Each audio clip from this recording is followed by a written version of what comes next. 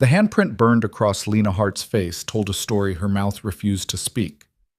When Ethan Cole, a mountain of a man who'd spent 5 years hiding from the world on his isolated Montana ranch, saw that mark at dawn, something ancient stirred in his chest.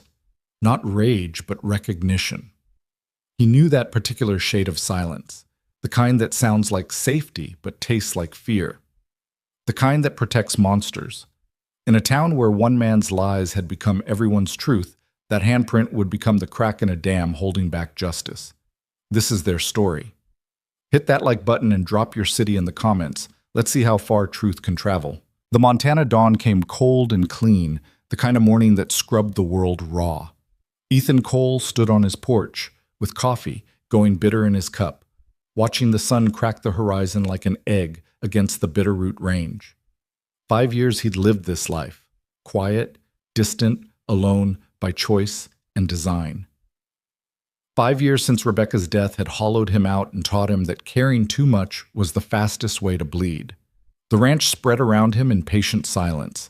60 acres of high country grass, a dozen horses that knew his moods better than most people ever had, and a 2-story cabin he'd built with his own hands when he still believed in permanence. It was enough. It had to be enough. The kitchen door opened behind him, releasing the smell of frying bacon and fresh bread. He didn't turn, didn't need to. Lena Hart had been his cook and housekeeper for 8 months now, moving through his home with the kind of careful quietness that made her nearly invisible, which was exactly what she wanted to be. "Breakfast's ready, Mr. Cole," her voice barely carried across the porch. "Be right there." He drained the cold coffee, grimacing. Still didn't turn. He heard the door close, heard her retreat. In 8 months, they'd perfected this dance, her staying out of his way, him pretending not to notice the shadows in her eyes or the way she flinched at sudden movements. They had an arrangement. She cooked, cleaned, kept the house running. He paid her fair wages and asked no questions. It worked because neither of them wanted anything more. Ethan stepped into the kitchen and stopped cold. Lena stood at the stove with her back to him, shoulders rigid beneath her plain gray dress. Her dark hair was pulled into its usual tight bun, her movements efficient as she transferred bacon to a plate. Normal. Everything normal except for the mark. Even from across the room, he could see it clearly. A vivid red handprint that wrapped from her left cheekbone to her jaw, the finger marks distinct against her pale skin. Fresh. Recent. Still swollen. Something cold slid down Ethan's spine. "Lena." She stiffened. Didn't turn. "Coffee's hot. Bacon's crisp how you like it." "Look at me." "Eggs are nearly done. Another minute." "Lena." He kept his voice level, gentle. "Look at me. Please." She turned slowly, and he watched her face arrange itself into careful blankness. The handprint blazed against her skin like an accusation. Her left eye was slightly swollen, the lid puffy and dark at the outer edge. "What happened?" "Nothing." The word came too fast. "I'm clumsy in the dark. Walked into the pantry door last night. Stupid of me." Ethan had seen plenty of lies in his 43 years. This one was delivered with the kind of practiced smoothness that comes from repetition, from necessity. "That's a handprint, Lena." "The door handle caught me just right." She turned back to the stove. "Your eggs." He should let it go. That was the smart thing, the safe thing. She was entitled to her privacy, her secrets. He'd built his whole life on the foundation of not getting involved, not caring too deeply, not opening doors that led to pain. But Rebecca's voice whispered in his memory. "Silence isn't peace, Ethan. Sometimes it's just another word for cowardice." "You fall a lot?" He kept his tone casual, moving to the table. "I've noticed the bruises, the limp you had last month, the cut on your arm in July." "I'm clumsy." She set his plate down without meeting his eyes. "Always have been." "Uh-huh." He didn't touch the food, just watched her as she moved to the counter, her movements tight and controlled. "And your nephew? Noah clumsy too?" That got her. She froze, her back going rigid as iron. "Noah's fine." "Good." Ethan nodded slowly. "That's good. Boy his age, 8 years old. He should be running wild, making noise. Seems awful quiet for a child, though. Awful careful." Lena's hands gripped the counter edge. We appreciate the work, Mr. Cole. The cottage, the wages. We don't want to be trouble. You're not trouble, Lena. But someone's troubling you. I should get to the laundry. Lena, thank you for your concern, Mr. Cole. Her voice went flat, empty. But I'm fine. We're fine. Everything's fine. She walked out of the kitchen with her spine straight and her head high, leaving Ethan alone with breakfast he couldn't eat and a sick feeling growing in his gut. He knew that kind of fine. He'd seen it before, in women who came to town with new husbands and developing excuses, in children who learned too young how to be invisible, in the careful space people carved between truth and survival. Fine meant don't ask. Fine meant don't look. Fine meant keep your distance and let the darkness do its work. Ethan pushed the plate away and stood. Through the window, he could see Lena crossing to the small cottage where she and Noah lived, a neat two-room structure he'd built for his previous foreman's family. She moved quickly, glancing over her shoulder like she expected pursuit. The handprint on her face burned in his memory. Not your business, the cautious part of him whispered. You learned this lesson. Caring gets you killed. Getting involved gets you destroyed. Stay out of it. But Rebecca's voice was louder. When you see something wrong and do nothing, you're not staying neutral. You're choosing a side. And it's not the right one. The day crawled past with Lena avoiding him and Ethan trying to focus on fence repairs that didn't need his attention. His hands worked wire and posts while his mind worried at the problem like a dog with a bone. Around 3, he saw Noah emerge from the cottage and head toward the barn. The boy moved with the same careful quietness as his aunt, a small, thin child with dark hair and enormous eyes that watched everything and revealed nothing. Ethan gave him 10 minutes, then followed. He found Noah in the tack room, methodically organizing bridles that were already organized. The boy's hand stilled when Ethan's shadow fell across the doorway. Doing good work there. Ethan kept his distance, his voice easy. Thank you, sir. Noah's voice was barely a whisper. Your aunt teach you to be useful like that? Yes, sir. She's a good woman. Noah's small hands tightened on the leather. Yes, sir. Ethan leaned against the doorframe, studying the rigid line of the boy's shoulders. You know, when I was about your age, I had a horse that was real skittish. Beautiful mare, fast as lightning, but something had spooked her bad. She'd flinch at every movement, every shadow. Took me months to figure out what had happened to her. Noah said nothing, but his hand stopped moving. Turned out the man who owned her before sold her because he couldn't break her spirit. He tried, though, tried hard. Left marks you couldn't always see. Ethan paused. But they were there, in the way she moved, the way she watched, the way she couldn't quite trust that the world might be safe. The boy's shoulders began to shake. Small, silent tremors. Noah. Ethan's voice gentled. Son, if someone's hurting you or your aunt, we're fine. Noah's voice cracked on the words. Aunt Lena says we're fine. We have to be fine. Being safe and being fine aren't always the same thing. Noah turned then, and Ethan's chest tightened at the expression on that young face.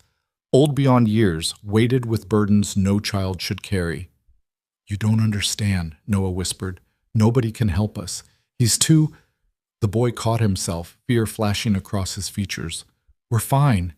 We have to be fine. He bolted past Ethan and out of the barn, running like the devil himself was giving chase. Ethan stood in the tack room as shadows lengthened, Rebecca's voice echoing in his memory. He. Noah said, he. That night, Ethan lay awake in his bed, staring at the ceiling beams he'd cut and placed himself. The house creaked around him with the familiar sounds of settling wood and Montana wind. Usually, those sounds brought comfort. Tonight, they felt like accusations. Through his window, he could see the cottage where Lena and Noah lived. A single lamp burned in the window, late for them. He watched shadows move across the curtain. Lena, pacing. The kind of pacing people did when sleep was impossible and fear was a living thing. Not your business, he told himself again. You don't even know what's happening. Could be an ex-husband, a debt collector, family trouble. None of which is your concern. But the handprint, the fear in Noah's eyes, the way Lena moved through the world like she was trying not to exist. Ethan had spent 5 years building walls between himself and the world's pain. 5 years choosing safety over engagement, distance over connection. It had kept him alive, kept him sane, kept him from drowning in the kind of grief that turned men hollow. But some things, once seen, couldn't be unseen. He rose before dawn and dressed in the dark.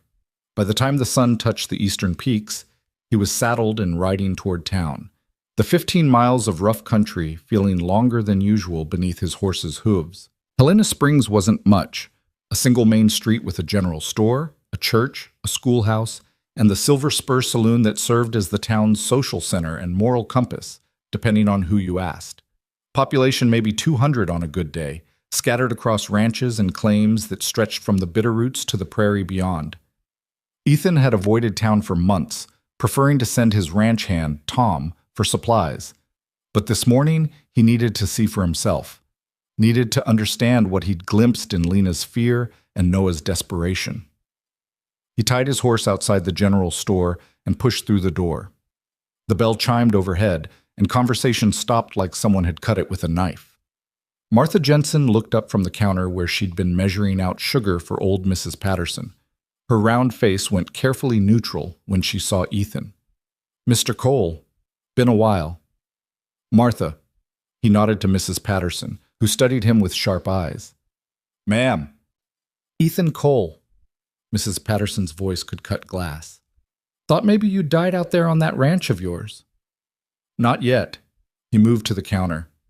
"Need some flour. 20 pounds. Martha's hands moved automatically, but her eyes stayed on his face. "How's that cook working out?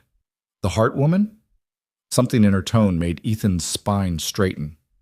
"She's fine. Good cook. Keeps a clean house." "I'm sure she does." Mrs. Patterson's lips pursed. "Woman like that, she knows how to keep men happy." The words landed like stones in still water. Ethan turned slowly to face the old woman. "What's that supposed to mean?" "Nothing," but her eyes glittered with malice. "Just that a young widow living alone with a man on a remote ranch. People talk, Mr. Cole. They wonder." "Let them wonder about their own business." Ethan's voice went cold. "Mrs. Hart is my employee. Nothing more." "Of course." Martha Jensen's hands shook slightly as she tied the flour sack. "That'll be $2? Ethan paid and took the flour, but he didn't leave. "Where's her husband?" The women exchanged glances. "Dead," Martha said finally. "Died 3 years back. Logging accident up in the timber camps." "She came here from where?" "Billings, I think. Maybe Great Falls." Martha wouldn't meet his eyes. "Showed up last winter with the boy, looking for work." "And found it at the Silver Spur first," Mrs. Patterson added with a knowing look. "Working for Marcus Hale. Didn't last long, though. Guess she wasn't suited for that kind of work." The way she said it made Ethan's jaw tighten. "What kind of work?" "Serving drinks? Entertaining customers?" Mrs. Patterson smiled thinly. "You know how saloon girls are." "I know how gossips are." Ethan's voice could have frozen whiskey. "And I know the difference between fact and poison." He walked out before either woman could respond, the flour heavy on his shoulder and something heavier settling in his chest. The Silver Spur stood at the far end of Main Street, a 2-story structure that looked prosperous in a town that didn't. Fresh paint, new windows, a sign that gleamed with gold leaf. Ethan had been inside exactly once, 5 years ago, and remembered thinking it was too fancy for a place that served cowpunchers and drifters. Now, studying it in the morning light, he understood. This wasn't a simple saloon. This was power made visible. A statement. The doors swung open and a man stepped onto the porch. Marcus Hale was everything Ethan wasn't. Polished, charming, dressed in clothes that cost more than most men made in a month. Dark hair slicked back, mustache precisely trimmed, eyes that missed nothing and revealed less. He saw Ethan and smiled, all teeth and no warmth. "Ethan Cole, what brings the hermit to town?" Ethan didn't respond, just watched, waited. Marcus descended the steps with the easy confidence of a man who owned the ground he walked on. "Heard you took on some help. The Hart woman and her boy? That working out?" "Well enough." "Good, good." Marcus pulled a cigar from his vest pocket, took his time lighting it. "She's a hard worker. I can vouch for that. Had her working here for a few months before she decided ranch life suited her better. That how you'd describe it? Ethan's voice stayed level. She decided? Something flickered in Marcus's eyes, there and gone like a snake in tall grass. Of course. I don't force anyone to do anything, Cole. People make their own choices. Interesting. What is? How some people's choices look a lot like fear. The smile never left Marcus's face, but his eyes went flat and cold. Careful, Cole. You've been gone from the world so long, you might not understand how things work anymore. This town, it runs on trust, on reputation. You start making accusations you can't back up. People might wonder about your judgment, might wonder what else you're confused about. I'm not confused. No? Marcus took a long pull on his cigar. Then maybe you should ask yourself why a woman would leave a good job in town to work in isolation for a man nobody's seen in years. What exactly she might be running from, or toward. The implication hung in the air like smoke.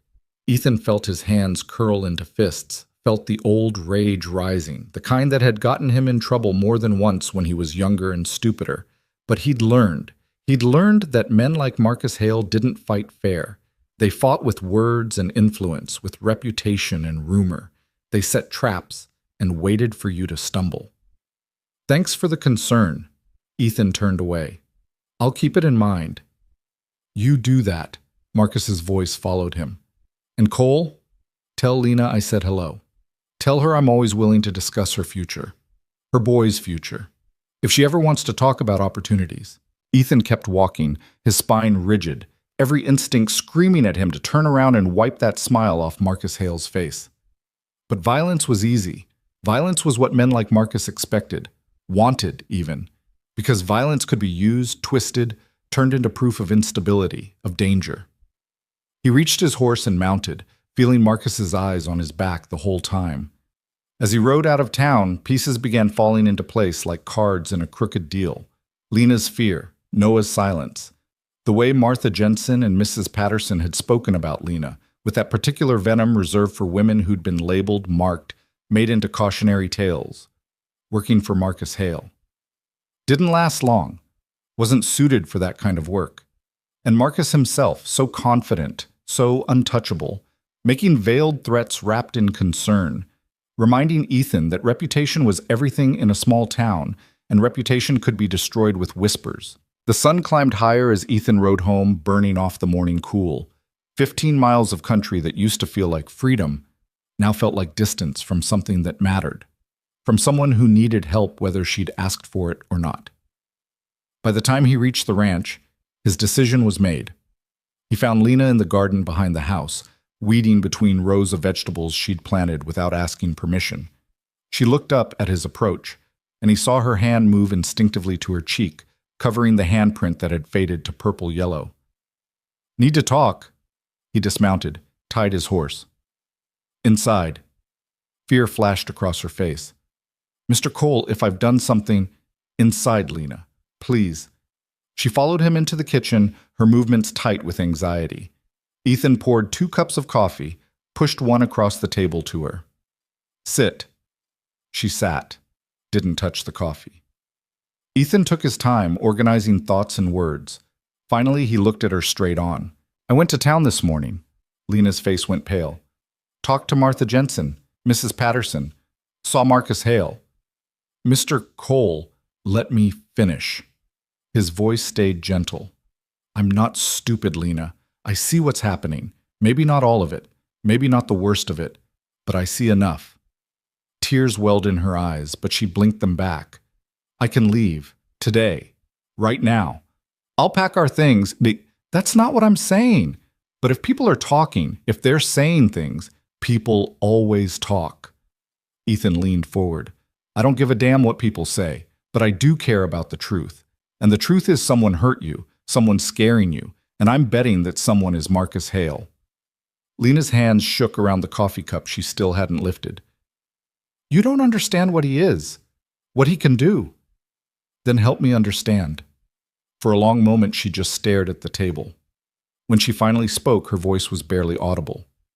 When we came here, Noah and me, we had nothing. We had My husband was dead. His family wanted nothing to do with us. I had no money, no prospects, nowhere to go. Helena Springs was just a name on a map, a place to start over. You took work at the Silver Spur. Marcus offered, said he needed a cook and a cleaner, said I could live in the rooms upstairs with Noah. It seemed like mercy. Her laugh was bitter. I was so grateful. Ethan waited. For the first month, it was fine. I cooked, I cleaned, I kept to myself, but then Marcus started asking for other things. Small things at first. Serve drinks when the regular girls were busy. Smile at the customers. Be friendly. She swallowed hard. When I said no, he reminded me that I owed him, that he'd taken a chance on a widow with a child when no one else would, that refusing would be ungrateful. And when gratitude wasn't enough, he found other ways. Lena's voice went flat. He started rumors, said I'd been more than friendly with customers, said I'd stolen from the till. Suddenly, no one in town would hire me, wouldn't even speak to me. He offered to let me stay on, said he'd protect me from the gossip he'd created, if I'd just be reasonable, if I'd understand how things worked. Ethan's jaw clenched. But you left. I ran, took Noah in the middle of the night and ran. I'd heard about your ranch, heard you needed help, and didn't come to town much. I thought maybe, her voice broke, I thought maybe distance would be enough, that he'd forget about us. But he didn't. He owns this town, Mr. Cole, owns the bank, owns half the businesses, owns the sheriff. He doesn't forget slights, doesn't forgive defiance. She finally met his eyes. Last week he came here. You were out on the range. He said he was checking on his investment, reminding me that everything I have, this job, this cottage, Noah's safety, it all exists because he allows it, because you allow it, and allowances can be withdrawn. The handprint. Ethan understood now. He hit you. He was making a point.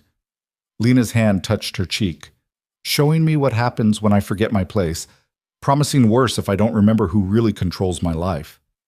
Rage burned through Ethan's chest, hot and clean. Did he hurt Noah? No, never. That's the only line he hasn't crossed. She leaned forward urgently. But he will, Mr. Cole. If we don't, he will. He's already threatened it. Said accidents happen to children all the time. Said he'd hate for Noah to get hurt because his aunt was stubborn. Jesus Christ. So you see? Lena stood abruptly. There's no fighting this. No winning. The best we can do is survive, stay quiet, stay invisible. And if that means leaving, then we'll leave. But we can't fight. We can't. Yes, we can. She stared at him like he'd lost his mind. Lena, I spent 5 years telling myself that staying out of the world's problems was wisdom, that minding my own business was strength. Ethan stood too, holding her gaze. But I was wrong. It wasn't wisdom. It was cowardice, and it wasn't strength. It was just another kind of dying. You don't know what he'll do. I know that silence protects monsters. The words came from somewhere deep, somewhere Rebecca had planted seeds years ago. I know that good people staying quiet is how bad people win, and I know that I'm done pretending not to see what's right in front of me. Lena's eyes filled with tears. He'll destroy you. He destroys everyone who stands against him. Maybe. Ethan allowed a small, cold smile. Or maybe he's never faced someone who has nothing left to lose. Someone who already knows how to be alone and doesn't give a damn about reputation or standing in this town. Mr. Cole, Ethan. My name's Ethan. He moved around the table. And here's what's going to happen. You and Noah are staying. This is your home now, for as long as you want it. Marcus Hale can threaten all he wants, but he'll do it over my dead body. And before that happens, I'm going to make damn sure everyone in Helena Springs knows exactly what kind of man he is. They won't believe you.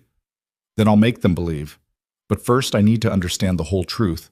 I need to know everything he's done, everyone he's hurt. Because I'm betting you're not the first, Lena. Men like Marcus, they leave trails. We just need to follow them.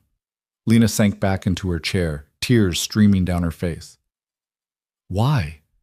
Why would you risk everything for us? You don't owe us anything. Ethan thought about Rebecca, about the woman who taught him that love meant standing in the gap, even when it cost you everything, about the 5 years he'd spent hiding from that lesson. "Maybe I don't owe you," he said quietly, "but I owe myself. I owe the man I used to be before grief made me small. And maybe—" He paused. "Maybe some debts aren't about what you owe others. They're about what you owe to the person you want to be." Outside, the Montana sun climbed toward noon, burning bright and merciless over a land that had no patience for weakness or lies. In the kitchen of a ranch house built from hope and timber, two people who'd spent too long hiding made a choice. Not to run, not to hide, not to accept that silence was safety, but to fight, to speak, to believe that truth, however buried, could still break through stone. The war was coming. Marcus Hale just didn't know it yet. The decision changed everything and nothing. Ethan still rose before dawn, still worked the fence lines and checked the horses, still moved through the rhythms of ranch life that had sustained him through 5 years of intentional solitude. But now, every action carried weight. Every moment was preparation for a war he'd chosen to fight. 3 days after his conversation with Lena, he rode to town again. This time, he wasn't looking for answers. He was looking for allies. The church stood at the north end of Main Street, a simple white structure with a crooked steeple that leaned slightly west, as if the wind had spent years trying to push it over. Ethan had avoided it since Rebecca's funeral, the memories too sharp, the faith too difficult. But some things required setting aside comfort. Reverend Samuel Porter was in the cemetery behind the church, tending graves with the kind of attention most men reserved for family. He looked up at the sound of Ethan's boots on gravel, surprise crossing his weathered face. "Ethan Cole! Thought I'd have to wait for your funeral to see you here again. Might not be wrong about the funeral part." Ethan stopped at the fence line. "Need to talk, Samuel. Private." The Reverend set down his rake and studied Ethan with eyes that had seen too much human nature to be easily fooled. "That kind of talk. All right, come inside." The church interior was cool and dim, smelling of old wood and candle wax. Samuel led him to a small office crammed with books and papers, gestured to a chair that had seen better decades. "What's on your mind, son?" Ethan didn't sit. "What do you know about Marcus Hale?" Samuel's expression went carefully neutral. "He's a businessman, owns the Silver Spur, contributes to the church building fund." "That's not what I asked."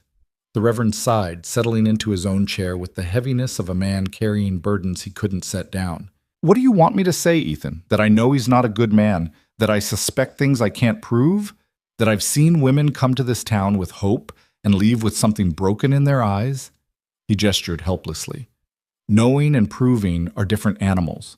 And in a town this small, with a man that powerful, even suspicion can be dangerous. "So you stay silent." "I counsel the ones who come to me. I pray. I do what I can within the bounds of what's possible." "That's not enough." Ethan's voice hardened. "You know it's not enough." Samuel met his gaze steadily. "And what would you have me do? Make accusations I can't support? Turn this church into a battlefield that would destroy the very people I'm trying to protect?" "I've been a minister for 30 years, Ethan. I've learned that sometimes the best you can do is provide shelter from the storm, not try to stop the wind." "What if the storm is a man? What if the wind has a name?" "Then you'd better have more than anger and good intentions before you challenge it." Samuel leaned forward. "Marcus Hale isn't just powerful. He's smart. He's patient. He's built his control one brick at a time. Favors given, debts collected, reputations carefully managed. You can't tear down that kind of structure with accusations. You need evidence, witnesses, people willing to stand up and tell the truth, even when it costs them." "I have a witness." "Who?" But Samuel's expression said he already knew. "Lena Hart? She'll testify to what he's done." "Will she?" The Reverend's tone was gentle but firm.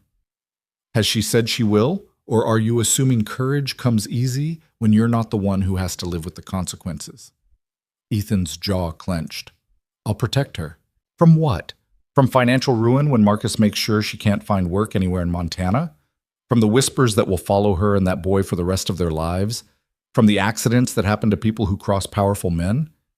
Samuel shook his head. "I admire what you're trying to do, Ethan. God knows someone needs to stand up. But don't pretend you can shield people from every consequence of truth-telling. That's not protection. That's a promise you can't keep. The words hit harder because they were true. Ethan had been so focused on his own decision to fight that he hadn't fully considered what that fight would cost the people he was trying to protect. So what then? I do nothing? Let him keep hurting people? I didn't say that. Samuel stood, moved to the window overlooking the cemetery. But I am saying you need to be strategic, smart. Marcus has spent years building his power. You can't dismantle it in a week with righteous anger. You need to understand how deep his influence runs, who's in his pocket, who might be willing to break free if they saw a real chance. He turned back. And you need to accept that this might take time, that justice doesn't always arrive on our schedule. Ethan felt frustration burning in his chest, the desire for immediate action warring with the wisdom he didn't want to acknowledge. How long have you known about what he does? Too long.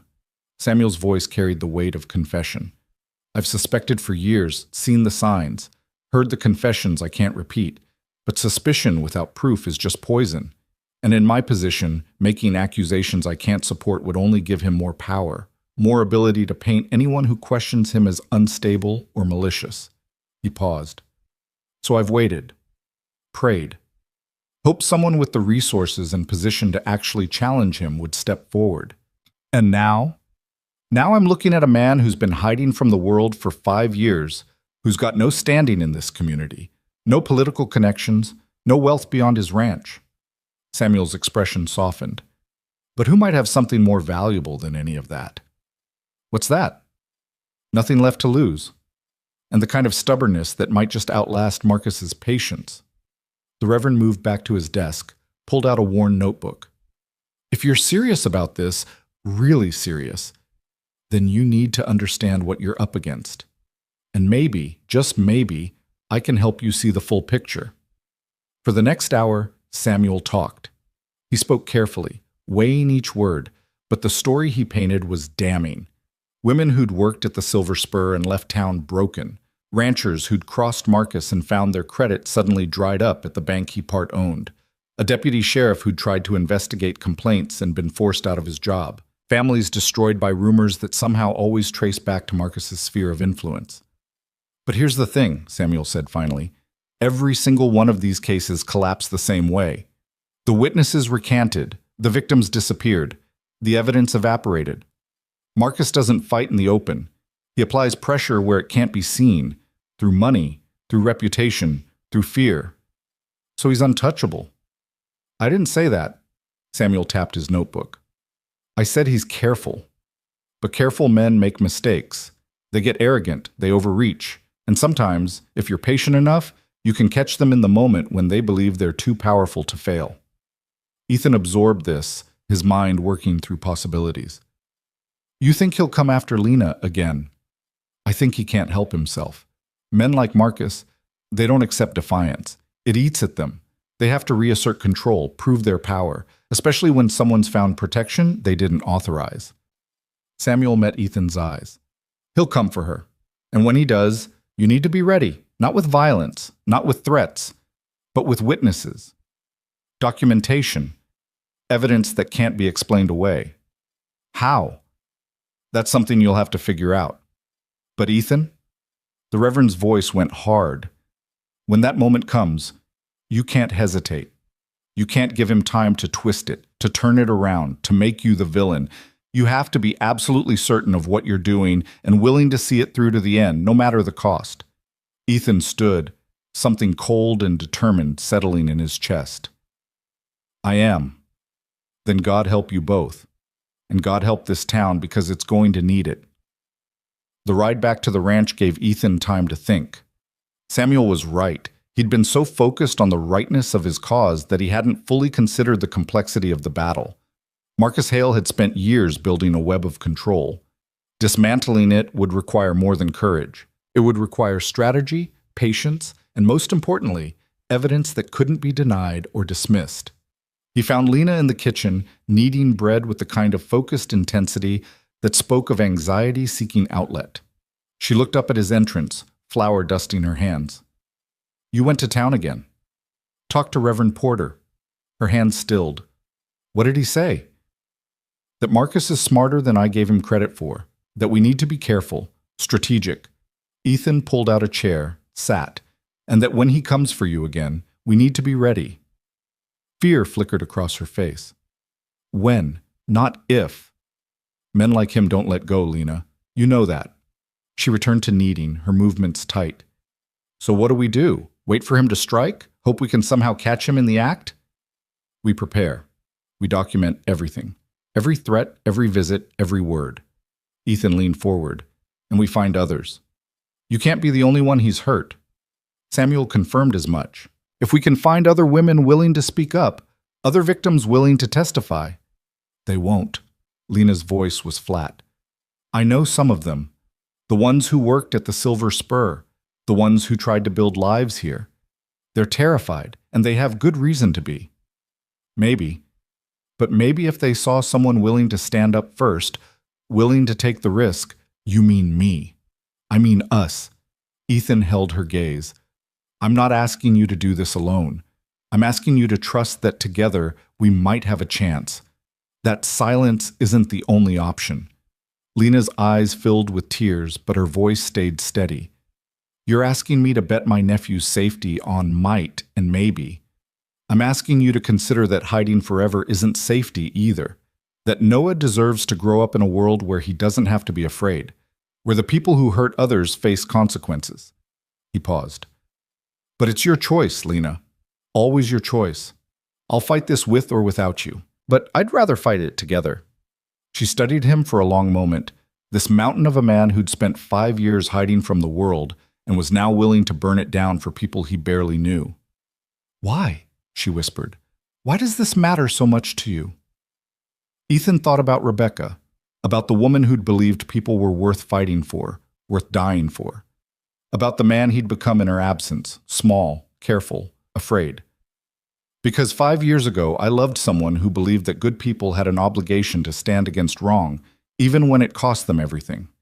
She died believing it, and I've spent every day since proving her wrong by choosing safety over courage. His voice roughened. I can't bring her back, can't undo the ways I've failed to live up to what she taught me, but maybe I can finally start honoring it, even if it's late, even if it's hard. Lena wiped her eyes with the back of her flour-dusted hand. She must have been remarkable. She was, and she'd have hated what I became without her. Ethan stood. So I'm asking, not for me, but for the man I'm trying to become again. Will you help me do this right? Help me fight this fight in a way that might actually win? For a long moment, Lena just breathed, the weight of the decision visible in the tension of her shoulders. Then slowly, she nodded. Tell me what you need. Over the next week, Ethan learned more about Marcus Hale's empire than he'd known in 5 years of living on its periphery. Lena introduced him, carefully and quietly, to 3 other women who'd worked at the Silver Spur. Each meeting happened in secret, at the ranch, after dark, with the kind of caution that spoke to the fear Marcus inspired. The first was Sarah Chen, a Chinese immigrant's daughter who'd worked as a server for 6 months before fleeing to Butte. She'd come back to visit family and agreed to talk only because Lena vouched for Ethan. They sat in the ranch house parlor, Sarah perched on the edge of the settee like she might need to run at any moment. He never hit me, she said quietly, but he didn't need to. The threats were enough. Work the tables, smile at the men, ignore the hands that wandered, and if I complained, he'd remind me that my father owed money to the bank he controlled, that accidents happened to people who couldn't pay their debts. Did you report it? Ethan asked. Sarah's laugh was bitter. To who? Sheriff Morrison drinks free at the Silver Spur. The mayor's brother works there. The judge plays poker in Marcus's back room every Friday. She shook her head. There's no law in Helena Springs that Marcus doesn't touch. No authority he doesn't influence. What made you leave? A miner named Jack Thornton. He got drunk one night, got handsy. I pushed him away, and he fell, hit his head on a table. It was an accident, but Marcus... She swallowed hard. He told me he could make it look like murder. Could say I'd attacked Jack deliberately, unless I was willing to be more accommodating to the customers. More flexible about boundaries. Lena reached over, squeezed Sarah's hand. So I ran, left my family, left everything, because staying meant... Her voice broke. I was 19 years old, and I knew if I stayed I'd end up like the others, the ones who stopped fighting, who learned to smile while dying inside. The second woman was Martha Reeves, a widow in her 30s who tried to open a boarding house and found Marcus owned the building. The third was a girl named Annie who couldn't have been more than 16, who'd worked in the Silver Spur kitchen and witnessed things she could barely speak about. Each story added layers to the picture, a pattern of control, manipulation, and calculated cruelty. But each woman also made the same point. They couldn't testify, couldn't go public. The cost was too high, the risk too great. "I have children," Martha said flatly. 3 children who depend on me. If I speak against Marcus, I lose everything. My job, my home, my ability to feed my babies. That's not fear talking. That's reality. Annie just shook her head when Ethan asked if she'd be willing to give a statement. He'd kill me.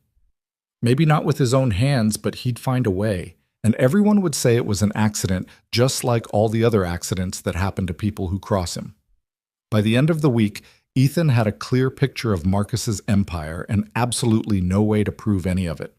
The women's stories were consistent, detailed, and completely uncorroborated by anything that would hold up in a court of law. No documents, no witnesses willing to speak publicly, just whispered testimonies given in darkness and fear. He sat on his porch that Saturday night, watching stars emerge over the Bitterroots, feeling the weight of impossible odds. Tom, his ranch hand, settled into the other chair with a grunt. "Heard you've been digging into Marcus Hale's business." Ethan glanced at him. Tom was 60 if he was a day, weathered as old leather and twice as tough. He'd worked the ranch since before Rebecca died, one of the few people Ethan had allowed to stay in his life. "News travels." "Always does." Tom packed his pipe with tobacco, took his time lighting it. "You know what you're doing, son?" "Not even a little bit." "Good. Man who thinks he knows everything is usually about to learn otherwise." Tom puffed smoke into the night. "Marcus came by the Broken Spoke Ranch yesterday. Talked to Bill Henderson about you. Asked questions. Friendly-like, but Bill's not stupid. He knows when someone's taking measurements." Ethan's spine straightened. "What kind of questions?" "Your finances, your state of mind, whether you've been acting strange, whether the Heart Woman might be more than just your cook." Tom's eyes cut sideways. Bill told him to mind his business, but others might not be so loyal. "Marcus is building a story, Ethan, getting ready to paint you as unstable, maybe dangerous, maybe inappropriate with your employee." The strategy was elegant in its cruelty. Attack Ethan's reputation, make any accusations he leveled seem like the ravings of a disturbed man, and simultaneously destroy Lena's credibility by suggesting impropriety. 2 birds, 1 stone. "He's good," Ethan admitted. "He's had practice." Tom smoked in silence for a moment. Known Marcus since he came to Helena Springs 15 years ago, just a gambler with a smile and a stake in a failing saloon. Watched him build his empire one manipulation at a time. He's got a gift for finding what people need and making them dependent on him providing it. Then, once they're hooked, he owns them. "How's he owned you?" Tom's chuckle was dry as dust. "He hasn't. That's why I keep my distance. I've got nothing he can hold over me. No debts, no secrets, no ambitions he can exploit. But you," he pointed with his pipe stem, "you've got vulnerabilities now, things you care about, people you want to protect. That gives him leverage." "So I should let him win? Let him keep hurting people?" "Didn't say that." Tom relit his pipe. "But I am saying you need to be smarter than righteous. Marcus doesn't fight fair. He fights to win. And if you're going to beat him, you need to think like he does. Find his weakness, exploit it, make him make a mistake." "What's his weakness?" "Same as any man's who's built everything on control." Tom blew smoke rings into the darkness. "Arrogance. The belief that he's untouchable, that he's smarter than everyone else. Give him enough rope, let him think he's winning, and he'll eventually hang himself." Ethan considered this. "You're saying I should let him come after us.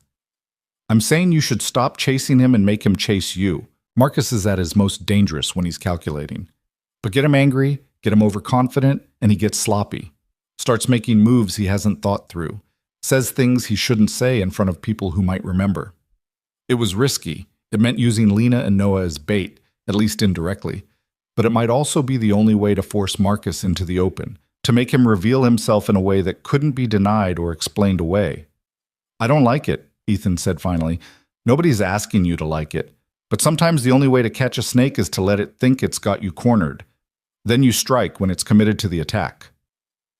That night, Ethan lay awake again, weighing options and calculating risks. Tom's strategy made sense, but it required patience and control, two things that felt impossible when he thought about the fear in Lena's eyes, the way Noah flinched at sudden movements. But rushing in with anger and no plan had never worked. Not in war, not in ranching, not in life. If he was going to do this, he needed to be smart, strategic, willing to play a longer game than his rage wanted. The decision crystallized in the darkness. He would wait. He would prepare. And when Marcus made his move, because Marcus would make his move, Ethan would be ready. Not with violence, not with threats, but with the one thing Marcus couldn't control, the truth, spoken by people willing to stand up, recorded in ways that couldn't be dismissed, presented in a form where power couldn't suppress it. Sunday morning brought unexpected visitors. Ethan was in the barn checking a mare's hoof when he heard horses approaching. 3 riders. Sheriff Morrison, Deputy Clark, and Marcus Hale himself, dressed like he was heading to church despite the dust of the trail. Ethan straightened slowly, wiping his hands on his pants. "Gentlemen." Sheriff Morrison dismounted, a big man gone soft around the middle, with eyes that never quite met yours straight on. "Morning, Cole. Got a few questions if you don't mind." "About?" "Your hired help, Mrs. Hart and the boy." Morrison pulled out a small notebook, made a show of consulting it. "Got a complaint that you might be keeping them here against their will, that the boy's education is being neglected, that there might be—" He paused delicately. "Inappropriate circumstances." Marcus sat his horse, watching with an expression of concerned civic duty. The performance was flawless. Ethan kept his voice level. "Who filed this complaint?" "Anonymous. But we're obligated to investigate." Morrison looked past Ethan toward the house. "Mind if we talk to Mrs. Hart, just to verify everything's above board?" Every instinct screamed trap, but refusing would only feed the narrative Marcus was building. "She's in the house. I'll get her." "Appreciate it." Morrison's tone was friendly enough, but his eyes were calculating. Ethan walked to the house, feeling 3 sets of eyes on his back. He found Lena in the kitchen, Noah at the table working through his letters. Her face went pale when he explained. "It's happening," she whispered. "He's starting." "We knew he would." Ethan kept his voice calm. "Just tell the truth. You work here willingly. Noah's being educated. There's nothing inappropriate happening. Simple facts." "They won't care about facts." "Maybe not, but we need to give them anyway. On record. So when this all comes out, there's documentation of what was really happening versus what Marcus claimed." Lena drew a shaky breath, then nodded. "Noah, stay here." The boy looked up, fear bright in his eyes. "Aunt Lena, it's all right, sweetheart. I'll be right back." Outside, Morrison's friendly demeanor didn't change as Lena approached. "Mrs. Hart, sorry to bother you, ma'am. Just need to ask a few questions for our records." "Of course, Sheriff. You're working for Mr. Cole here, voluntarily. No one's forcing you to stay?" "I'm here of my own free will." "And your nephew? He's being properly cared for? Educated?" "I teach him myself. He's reading at a 6th grade level." Morrison scribbled notes. "And your relationship with Mr. Cole? It's strictly professional? Employer and employee?" Lena's cheeks colored, but her voice stayed steady. "Absolutely." Marcus finally spoke from his horse, his tone dripping with false concern. "Lena, you know you can speak freely. If you're being coerced in any way, the law can protect you. You don't have to be afraid." The gall of it, the sheer audacity, nearly made Ethan's vision red. But he held still, held silent, let Lena handle it. She turned to face Marcus directly, and something in her posture shifted. "I'm not afraid, Mr. Hale. At least not of Mr. Cole. He's been nothing but respectful and fair. He's given my nephew and me a safe home and honest work. That's more than some employers offer." The emphasis on some employers landed like a slap. Marcus's expression flickered just for a second before the concerned mask slid back into place. I'm glad to hear it. His voice was smooth as silk over steel. Though I have to say, Lena, running off the way you did from the Silver Spur, refusing to work out your contract properly, it did raise concerns about your judgment, your stability. I had no contract with you. We had an understanding, an agreement. You broke it. Marcus's smile never wavered. But I'm willing to forget past difficulties if you'd like to discuss returning to town. I could arrange better accommodations. Perhaps work that doesn't require you to live in such isolation with a man you barely know. Ethan stepped forward.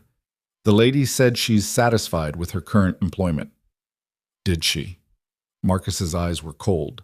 Or is she just afraid to say otherwise with you standing right there? Morrison cleared his throat. Now, gentlemen, let's keep this civil. Mrs. Hart, are you certain, absolutely certain, that you're here voluntarily? I am. And there's nothing you'd like to report? Nothing that concerns you about your situation? Lena met Morrison's eyes squarely. Nothing. The sheriff nodded, closed his notebook. Well then, seems everything's in order. Sorry to trouble you folks. Wait. Marcus dismounted, moved closer to Lena with the predatory grace of a cat approaching a bird. Just so we're clear, Lena, you're choosing this. This isolation, this risk. You understand that choices have consequences? That sometimes the consequences extend to the people we love? The threat was barely veiled. Ethan's hands curled into fists, but Lena spoke before he could. I understand perfectly, Mr. Hale.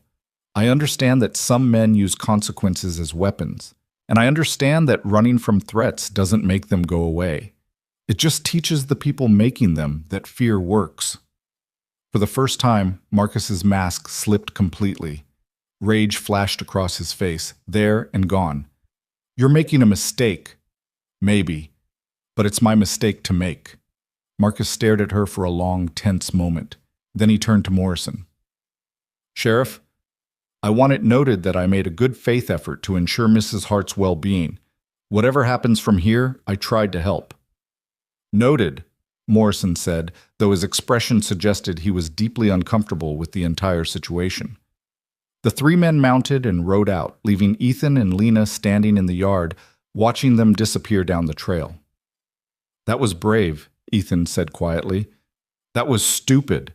Lena's whole body was shaking. I just challenged him, in front of witnesses. He'll make me pay for it. Let him try. She turned to face him, tears streaming down her cheeks. You don't understand what you've started. What he'll do now. Yes, I do. Ethan met her eyes. He'll escalate. He'll push harder. And when he does, he'll make a mistake. He'll go too far in front of the wrong people, or say something he can't take back, or reveal himself in a way that can't be explained away. Men like Marcus, they can't help themselves. Control is everything to them. And when they lose it, they get sloppy. And if he doesn't get sloppy, if he just destroys us first, Ethan had no answer for that. Because it was possible, more than possible, but some battles had to be fought regardless of the odds. Then we go down fighting, he said finally. But we go down knowing we stood up, that we refused to let fear win. That matters, Lena. It has to matter. She wiped her eyes, drew a shaky breath. I hope you're right. So do I.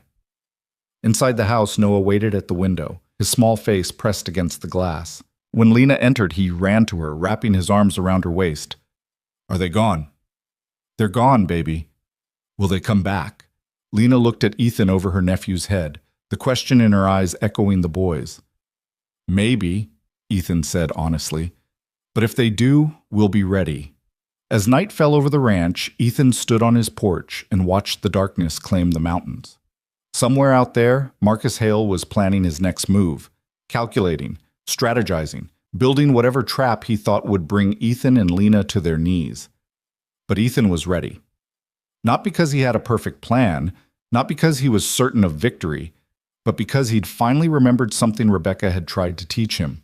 Courage wasn't the absence of fear. It was choosing to stand anyway, to fight anyway, to believe that some things were worth the risk. The war had begun. And whatever came next, Ethan Cole would face it standing up, Marcus's retaliation came faster than Ethan expected, but not in the way he'd anticipated. 3 days after the sheriff's visit, Tom rode in from town with news that made Ethan's blood run cold. "Henderson's pulling his hay contract," Tom said, dismounting with the stiffness of a man who'd ridden hard. "Says he's found another buyer. Same with the Mitchells and the Crawfords. Every rancher who usually buys from us suddenly has other arrangements." Ethan stood in the barn doorway, processing. "All of them? At once?" "Marcus owns the bank that holds most of their notes. Word is he suggested they might find their loans called in early if they continued doing business with certain individuals." Tom's expression was grim. "He's choking off your income, son. Smart play. Can't prove it's him, but everyone knows." The financial pressure was elegant in its simplicity. Without buyers for his hay crop, Ethan would struggle to meet his own expenses, pay his workers, maintain the ranch. Within months, he'd be forced to sell or take a loan himself, which would put him directly under Marcus's control. "How bad is it?" Ethan asked. "Bad enough. You've got maybe 4 months before you're in real trouble. 6 if you're lucky and winter's mild." Tom pulled off his hat, worked the brim between his hands. "There's still time to back down. Make peace." Marcus would probably accept an apology, some gesture of submission. "No." "Didn't think so, but I had to say it." Tom settled his hat back on his head. "So what's the plan?" Ethan thought about the hay rotting in his fields, the money he'd counted on gone like smoke. "We find other buyers, go further if we have to. Billings, maybe Great Falls. Transport costs will eat most of the profit. Then we eat the costs. But we don't break." Tom nodded slowly. "You're betting everything on this fight. You know that? If Marcus wins, you lose more than the ranch. You lose your ability to make a living anywhere in Montana." "I know." "And you're still willing?" Ethan looked toward the house where Lena was teaching Noah his letters at the kitchen table, their voices carrying through the open window. He thought about the handprint that had started all of this, the fear that had lived in that woman's eyes, the way a child had learned to make himself invisible. "I'm willing." That evening, Lena found him in the barn checking inventory with the grim focus of a man calculating how long he could hold out under siege. She stood in the doorway, backlit by the setting sun, her silhouette small but somehow solid. "Tom told me about the contracts." "News travels." Ethan didn't look up from his ledger. "This is because of me, because I stood up to him. This is because Marcus Hale is a bastard who can't tolerate defiance. Don't take credit for his choices." She moved closer, her footsteps soft on the barn floor. "You could still send us away. Tell everyone I quit, that you realize the situation was inappropriate. Marcus would probably back off then." "Would he?" Ethan finally looked at her. "Or would he just find you wherever you went and punish you for running again? You think he'd let that go? Let you escape a second time?" Lena's silence was answer enough. "Besides," Ethan continued, "I'm not doing this just for you anymore. I'm doing it because it needs doing, because someone has to stand up and say no to men like Marcus. If it costs me the ranch, then it costs me the ranch. Some things are worth more than property." "Like what?" "Like being able to look at myself in the mirror. Like teaching that boy in there that good people don't surrender to bullies just because the price of fighting is high." He closed the ledger. "Like honoring the memory of someone who believed people mattered more than comfort." Lena's eyes glistened. "Your wife." "Rebecca." Her name was Rebecca. It was the first time he'd spoken her name aloud to anyone in months. She would have fought Marcus the first day she met him, would have stood between him and anyone he tried to hurt, regardless of the cost. I spent 5 years telling myself I was honoring her memory by staying safe, staying distant. But I was just afraid. Afraid to care again. Afraid to fight again. Afraid to be the man she'd loved. He paused. "I'm done being afraid." "I'm not."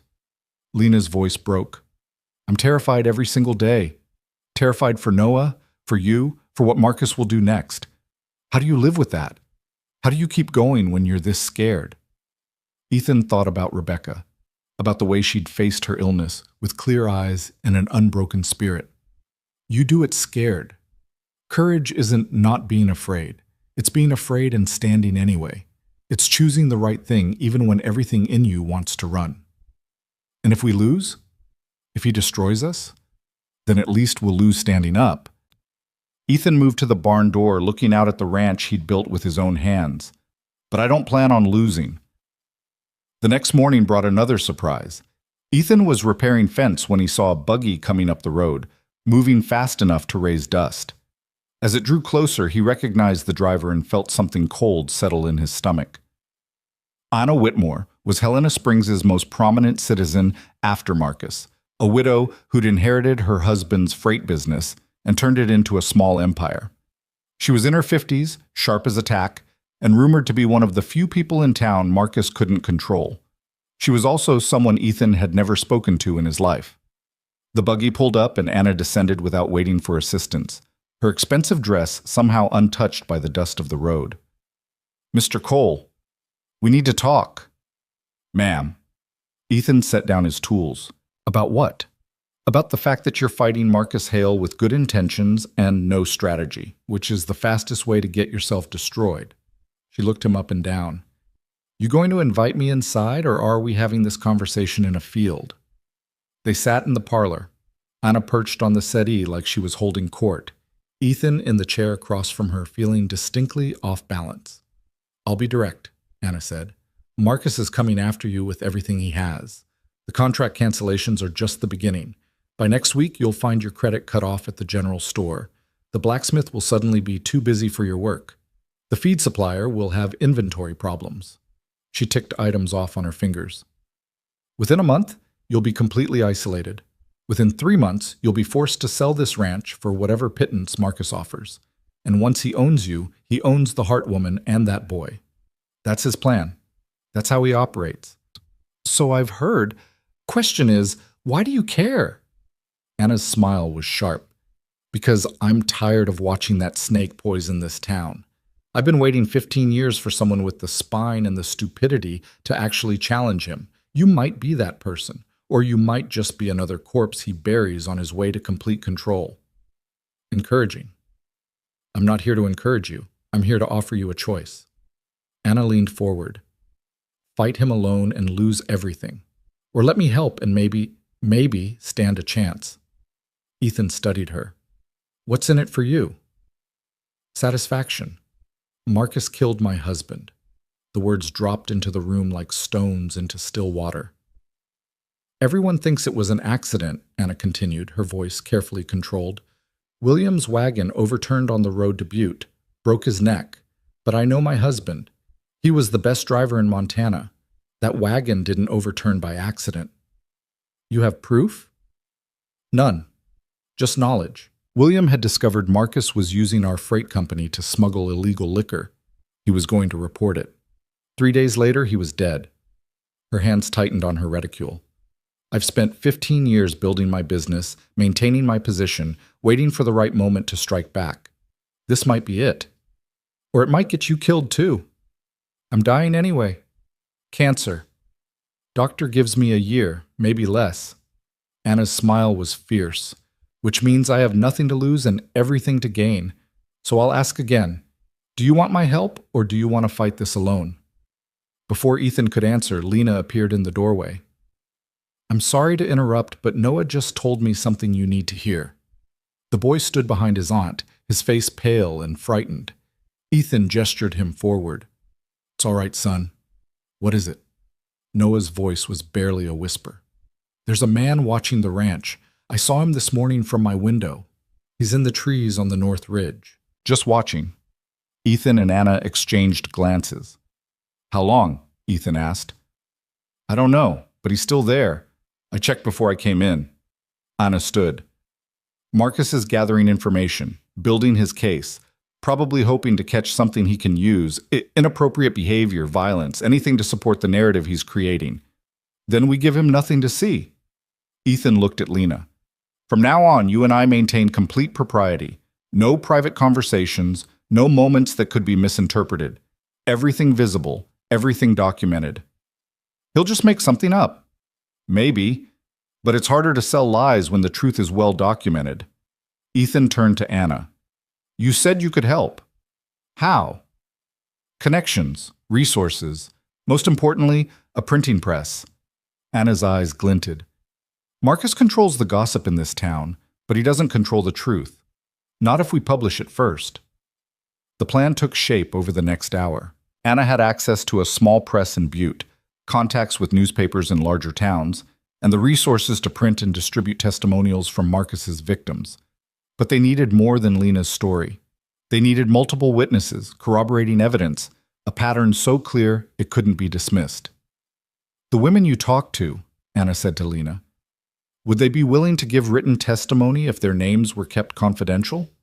Maybe, but Marcus will know who talked. There are only so many of us. Let him know, let him guess. The point is to make him react, to force him into the open. Anna stood, gathering her things. I'll reach out to them discreetly. Meanwhile, Mr. Cole, you need to keep detailed records of everything Marcus does, every threat, every canceled contract, every act of economic warfare. We're building a case, not just for the court of law, but for the court of public opinion. After Anna left, Ethan found himself alone with Lena in the kitchen. The afternoon sun slanted through the windows, painting everything gold. Do you trust her? Lena asked. I trust that she hates Marcus as much as we do. Whether that's the same as being trustworthy, I don't know. Ethan poured coffee, his movements automatic. But we don't have a lot of options. Fight alone and lose, or accept help from someone who might have their own agenda. And the man watching us? We act like he's not there, live our lives, do our work, give him nothing to report except the truth. He paused. Though it might be wise to have Tom start watching the watchers, see who Marcus has on his payroll. The surveillance continued for 3 days. Tom confirmed there were actually 2 men, working in shifts, positioned where they could see the house and the cottage. On the 4th day, they disappeared. That was when Ethan knew something was about to happen. It came at dusk on Friday evening. Ethan was in the barn when he heard horses approaching fast. Too many horses. He stepped outside to see 6 riders coming up the road, led by Marcus Hale himself. Lena emerged from the house, Noah behind her. Ethan moved to intercept, positioning himself between the riders and his family. Marcus dismounted, and this time there was no pretense of friendliness. His face was hard, his eyes cold. Ethan Cole, I'm here to make you an offer. Not interested. You haven't heard it yet. Marcus gestured to the men with him, rough types, the kind who got paid to intimidate. I'm prepared to buy this ranch. Fair price, immediate payment, enough for you to start over somewhere else. Somewhere far from Helena Springs. No. Be smart, Cole. You're finished here. No one will buy your hay. No one will do business with you. Within months, the bank will foreclose. You'll lose everything anyway. At least this way you walk away with something. I said no. Marcus's jaw tightened. What about her? He pointed at Lena. You willing to sacrifice her future on your stubborn pride? That boy's future? Because that's what you're doing. Being noble doesn't feed children or keep roofs overhead. Lena stepped forward before Ethan could respond. Mr. Hale, I appreciate your concern for my welfare, but I'm capable of making my own decisions about my future. Are you? Marcus's voice dropped, became almost gentle. Because from where I stand, you're letting this man drag you into a fight that will destroy you both. I'm offering you a way out, a chance to start fresh. You could come back to town, work at the Silver Spur again. I'd even forgive your previous misunderstandings. The way you forgave Sarah Chen, or Martha Reeves, or all the other women whose lives you've destroyed when they wouldn't submit to your control?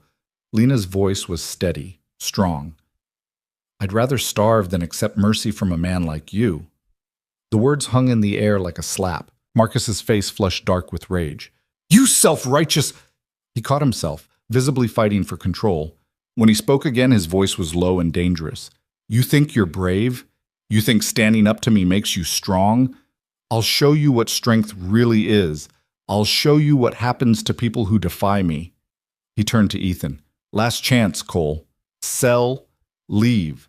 Take your little family and disappear, or I will systematically destroy everything you've built. Your ranch, your reputation, your ability to earn a living anywhere in Montana. He paused. And when you're broken and desperate, when you've got nothing left, I'll buy this land for pennies and turn your cook and that boy out with nothing. That's your choice. Ethan stepped forward, his voice dropping to match Marcus's intensity. No, here's the choice. You can walk away now, leave us alone, and maybe, when this all comes out, when people finally see what you really are, you'll have a chance to run before they string you up. Or you can keep pushing, keep threatening, and I promise you this. I will spend every resource, every connection, every ounce of strength I have, making sure the world knows exactly what kind of monster you are. You can't prove anything. Can I? Ethan smiled without warmth. You sure about that? Sure you haven't left any witnesses? Any evidence? Any angry widows with resources and axes to grind? Something flickered in Marcus's eyes, uncertainty, just for a moment. Then it was gone, replaced by cold calculation. This isn't over. No, it's not. But it's going to be. One way or another, Marcus, your reign of terror in this town is ending. You can accept that gracefully, or you can fight it. Either way, the outcome's the same. Marcus remounted his horse, his movements sharp with barely controlled rage. You're making the biggest mistake of your life. Wouldn't be my first, probably won't be my last. Ethan crossed his arms. But at least I can live with it. Can you say the same? The riders wheeled and galloped away, leaving dust and tension in their wake.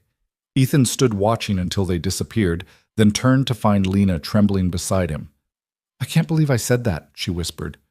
I can't believe I challenged him like that. You were magnificent. I was terrified. Doesn't make it less magnificent. Ethan guided her toward the house. But he's going to escalate now. That was humiliation, and men like Marcus can't tolerate being humiliated, especially not by women, and especially not in front of witnesses. Tom emerged from the barn where he'd been watching. Boy, howdy, you two just poked a hornet's nest with a stick. Needed poking. Ethan looked at his ranch hand. How fast can you get to Butte? Few hours if I ride hard. Why?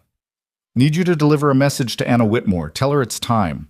Whatever she's been planning, whatever evidence we can gather, we need to move now. Marcus is past the point of calculation. He's angry, and angry men make mistakes. Tom nodded and headed for his horse. Ethan turned back to the house, where Noah stood on the porch, looking like the world had just shifted beneath his feet. Is he going to hurt us? The boy asked. Ethan knelt down to Noah's level, meeting those frightened eyes. He's going to try. But here's what I want you to understand, son. Evil men like Marcus Hale, they rely on fear. They count on good people being too scared to fight back. But the moment you stand up, the moment you refuse to be afraid, their power starts to crumble. It doesn't feel like it at first. It feels like you're just making things worse. But you're not. You're starting the process that ends with their defeat. How do you know? Because I've learned that the hardest thing and the right thing are usually the same thing. And doing what's right, even when it's hard, is the only way to actually change anything. Noah considered this, his young face serious beyond his years. Mr. Cole, when this is over, when Marcus is gone, will we still be able to stay here? The question caught Ethan off guard. He looked up at Lena, saw the same question in her eyes. If you want to, he said finally, this is your home for as long as you want it to be.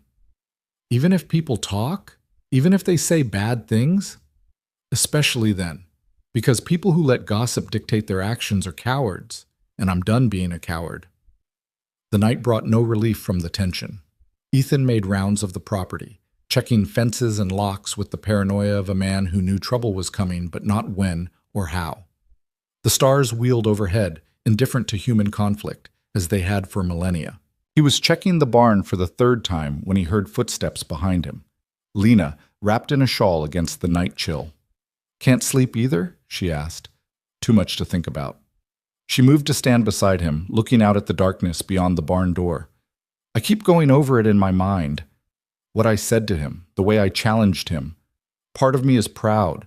Part of me is terrified I've just signed our death warrants. You stood up for yourself, for Noah. That's worth being proud of. Is it? If it gets us killed? Ethan turned to face her fully. Lena, I need you to understand something. What we're doing, fighting Marcus, refusing to back down, there's a real chance it could go badly. We could lose everything. The ranch, our safety, maybe our lives. I won't lie to you and pretend the danger isn't real. Then why are we doing this? Because some things matter more than safety. Because teaching Noah that good people stand up to evil is more important than protecting him from every possible harm. Because living on your knees isn't really living at all. He paused. Rebecca used to say that the quality of a life isn't measured in years but in moments of courage, in choices that define who we are. She died believing that, and I've spent 5 years proving her wrong by choosing comfort over courage every single day. I can't do it anymore. Lena was quiet for a long moment. When she spoke, her voice was steady. I was 17 when I married Noah's father. He was kind but weak. A good man who couldn't stand up to his own family, his employer, anyone who pushed back. I learned early that being married to someone doesn't mean you have a partner. Sometimes it just means you're alone with company. He wasn't there for you. He tried. But when things got hard, when I needed someone to stand with me, he'd fold, make excuses, find reasons why fighting wasn't worth it. She looked at Ethan. You're the first man I've ever met who actually means it when he says he'll stand up, who doesn't back down when the cost gets high. I just hope I deserve it. It's not about deserving. It's about doing what's right because it's right, not because of what we get in return. She smiled softly. Rebecca must have been something special. She was. But so are you. Different, but just as strong in your own way. Ethan felt heat rise in his face, aware he was treading dangerous ground. I should get back to checking the property. Ethan? Lena's voice stopped him. Thank you for being the kind of man who stands, for teaching Noah what that looks like, for making me believe it's possible. He nodded, not trusting his voice, and stepped back into the night. The next morning brought news from Anna Whitmore via Tom. She'd contacted 4 more women who'd worked for Marcus, all willing to provide written testimony as long as their names were protected. She'd also found a reporter from the Billings Gazette who was interested in the story, someone with a reputation for taking on powerful men. She says to give her 3 more days, Tom reported. She's having the testimonials printed into a pamphlet, plans to distribute them throughout the territory, says once it's in print, Marcus won't be able to suppress it. 3 days. Ethan thought about the rage in Marcus's eyes, the humiliation he'd suffered. Can we hold out that long? Depends on what Marcus has planned. But Ethan? Tom's expression turned grim. Anna also said to be ready. Once those pamphlets go out, Marcus will know who's behind them. He'll come after her, after you, after anyone involved. This is the point of no return. Ethan looked toward the house where Lena was teaching Noah geometry with sticks and string in the yard. The boy was laughing, the sound carrying across the morning air, the first time Ethan had heard him laugh in weeks. Then we'd better make it count. The 3 days crawled past with agonizing slowness. Ethan worked the ranch, maintained routines, and waited for the other shoe to drop. Marcus's surveillance had resumed, but now it felt less like information gathering and more like a predator circling prey. On the 3rd evening, as the sun began its descent behind the mountains, Ethan saw a rider approaching. Not Marcus this time, but Anna Whitmore herself, driving her buggy with a large satchel beside her. She pulled up to the house and climbed down, her face flushed with triumph. It's done. 500 copies, distributed to every town within 100 miles. The Billings Gazette is running the story in tomorrow's edition, and I've sent copies to the territorial governor's office in Helena. She pulled a pamphlet from her satchel, handed it to Ethan. Meet the truth, Mr. Cole. Let's see Marcus try to silence this. The pamphlet was professionally printed, stark and powerful. The title read, The Hidden Cost of Progress, How One Man's Power Destroyed Helena Springs. Inside were testimonials from 8 women, their stories laid out in careful detail. No names, but the pattern was unmistakable. Coercion, threats, economic manipulation, violence both physical and reputational. Lena read over Ethan's shoulder, her breath catching as she recognized her own story among the others. He's going to kill us for this. He's going to try. Anna's smile was fierce. But now the world is watching. That changes everything. As if summoned by their words, hoofbeats thundered up the road. Not 6 riders this time. Dozens. An army of men on horseback, led by Marcus Hale with murder in his eyes. The siege had begun. Ethan counted at least 20 riders spreading across his property line like a disease. Marcus sat his horse in the center, backlit by the dying sun, looking every inch the conqueror he believed himself to be. But there was something wild in his eyes now, something uncontrolled that told Ethan the mask had finally cracked. "Get Noah inside," Ethan said quietly to Lena. "Lock the doors. Don't come out no matter what you hear. I'm not hiding while you—" "This isn't about hiding. It's about protecting that boy." He met her eyes. "Please." Lena hesitated, then gathered Noah and retreated to the house. Anna Whitmore stood her ground beside Ethan, her chin raised defiantly. "You should go too," Ethan told her. "Absolutely not. I've waited 15 years for this moment. I'm not missing it." Marcus dismounted and walked forward with the careful control of a man barely restraining violence. His men fanned out behind him, some carrying rifles, others resting hands on pistol grips. The message was clear. "You crossed a line, Cole." Marcus's voice was quiet, dangerous. "I gave you chances. Offered you ways out. But you chose to make me your enemy. Worse, you recruited this treacherous woman to spread lies about me throughout the territory." "Truth," Anna corrected. "We spread the truth. There's a difference. Those pamphlets are filled with anonymous slander, unverified accusations from unnamed sources. You think that's truth? I think 8 women telling the same story about the same pattern of abuse is evidence, not slander." Anna pulled another pamphlet from her satchel. "Would you like to read it? Point out which parts are lies?" Marcus's face flushed dark. "Every word is a lie. I'm a respected businessman, a pillar of this community. I've built this town, brought prosperity, created jobs, and this is how I'm repaid? With vicious gossip and character assassination?" "You've built an empire on fear," Ethan said, "on manipulation and violence. And the only thing being assassinated here is the fiction that you're anything but a predator in expensive clothes." "Careful, Cole." Marcus took another step forward. "Calling a man a predator is fighting words. You prepared to back that up?" Ethan felt the trap closing. Marcus wanted him to throw the first punch, to give him justification for the violence his men were barely restraining. Tom had been right. Marcus fought dirty, set traps, waited for his opponents to make mistakes. "I don't need to fight you, Marcus. The truth's already out there. Those pamphlets are in hundreds of hands by now. The Gazette's running the story tomorrow. By next week, everyone from here to Helena will know what you are. Fighting won't change that." "Maybe not, but it'll make me feel better."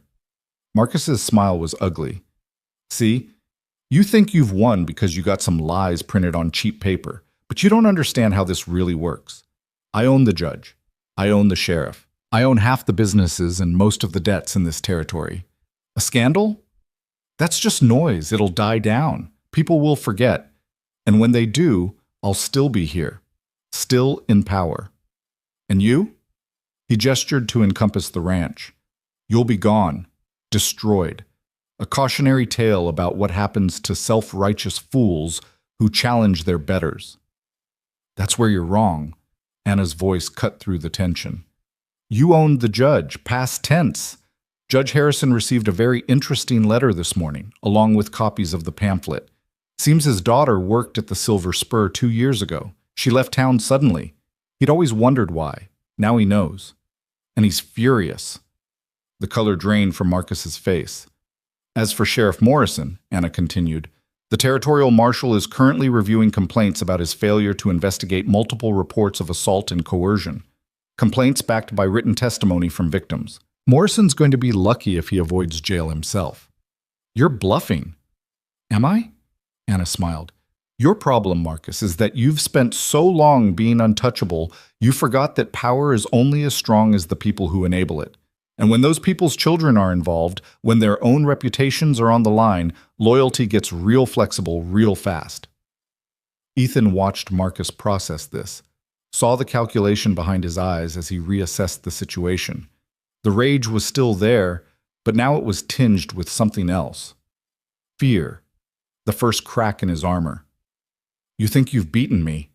Marcus's voice dropped to a whisper. "You think this changes anything?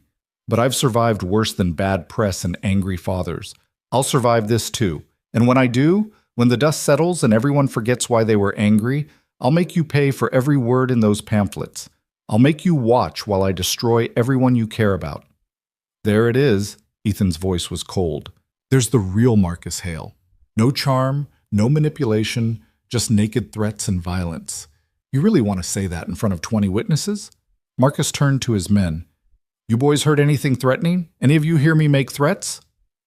The men shifted uncomfortably. A few shook their heads, but their conviction was weak. They'd heard.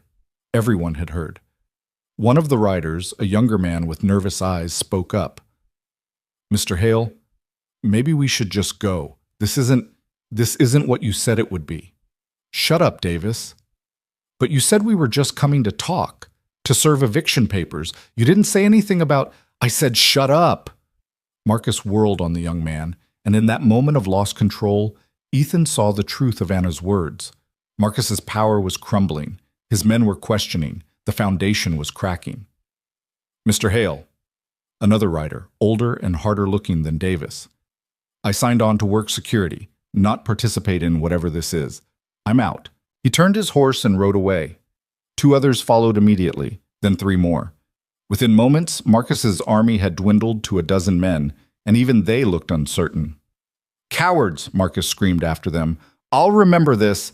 Every one of you will pay for this betrayal. See, that's your real problem, Ethan said quietly. You don't have loyalty. You have fear. And fear only works until something scarier comes along. For these men, getting tangled up in whatever you were planning tonight, that's scarier than losing your favor. Because they know what's coming for you. They know those pamphlets are just the beginning. Marcus turned back to Ethan, and for the first time there was desperation in his eyes. This isn't over, you hear me? This isn't over. Yes, it is. Anna's voice was gentle, almost pitying. You just don't know it yet, but you will. When the banks start calling in their loans because they don't want to be associated with you. When your suppliers refuse delivery. When the decent people of this territory finally have the courage to stand up because someone showed them it's possible. You built an empire on silence and fear, Marcus, and we just broke the silence. How long do you think the fear will last? Marcus stood frozen, his face working through 12 emotions. Rage, fear, calculation, and finally, a terrible understanding. He'd lost. Not the war, perhaps. Not yet. But this battle, this moment, the control he'd maintained for 15 years was slipping through his fingers like sand. You'll regret this, he said finally. All of you. I promise you that.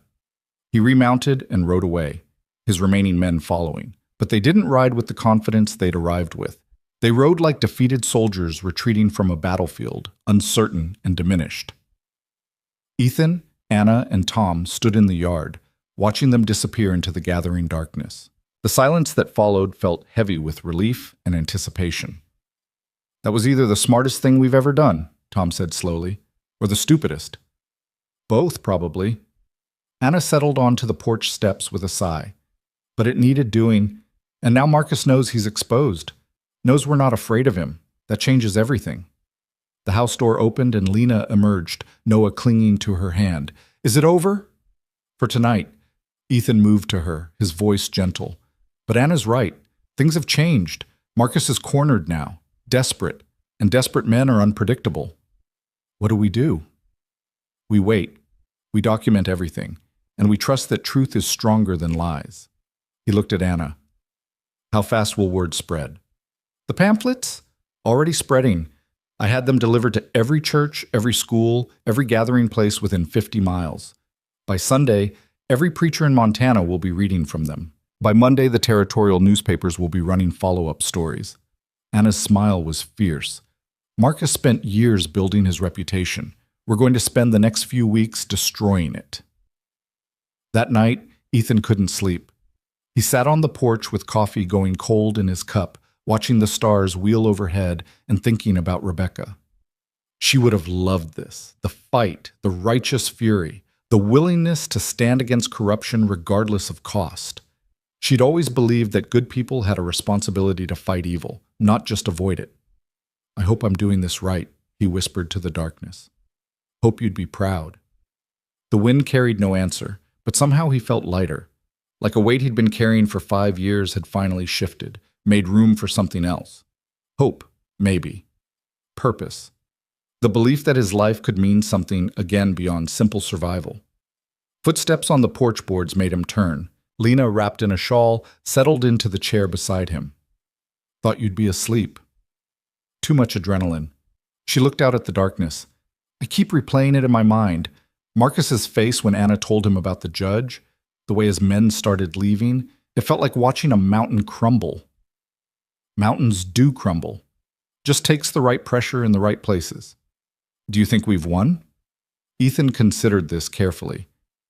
I think we've dealt him a blow he wasn't expecting, exposed him in ways he can't easily recover from. But men like Marcus don't go quietly. They fight, they scheme, they use every resource they have to claw back control. So no, we haven't won, but we've started winning, and that's different. Lena was quiet for a moment. What happens next? After Marcus is defeated? If he's defeated, what then? Then we rebuild. Help the people he's hurt find their footing. Make sure the next powerful man who comes along doesn't find it so easy to corrupt and control. He paused. And maybe we build something better than what was here before. A community that protects its vulnerable instead of sacrificing them to convenience. That's a big dream. Rebecca used to say the only dreams worth having are the ones that scare you a little. The ones that require you to become more than you are. Lena turned to look at him, her face barely visible in the starlight. You loved her very much. I did. Still do, in a way. But I'm learning that loving someone who's gone doesn't mean you can't live again. Doesn't mean you can't care about the people in front of you. He met her eyes. You and Noah. You've given me something I didn't know I needed. A reason to be more than just a hermit hiding from the world. Thank you for that. We should be thanking you. You saved us. No. We saved each other. That's how it works. Nobody gets through this life alone, no matter how hard they try. The moment stretched between them, waited with things unspoken. Then Noah's voice called from inside the house, frightened and small. Aunt Lena? The spell broke. Lena rose quickly, heading inside. I'm here, sweetheart, just talking with Mr. Cole. Ethan sat alone again, but the loneliness felt different now. Less like isolation and more like peace. Like he'd finally found his way back to the man Rebecca had loved, the man he'd thought died with her. The next 3 days brought a cascade of consequences. The Billings Gazette ran the story on page 1 with a headline that made Ethan wince. Montana businessman accused of years-long campaign of abuse and coercion. Other papers picked it up.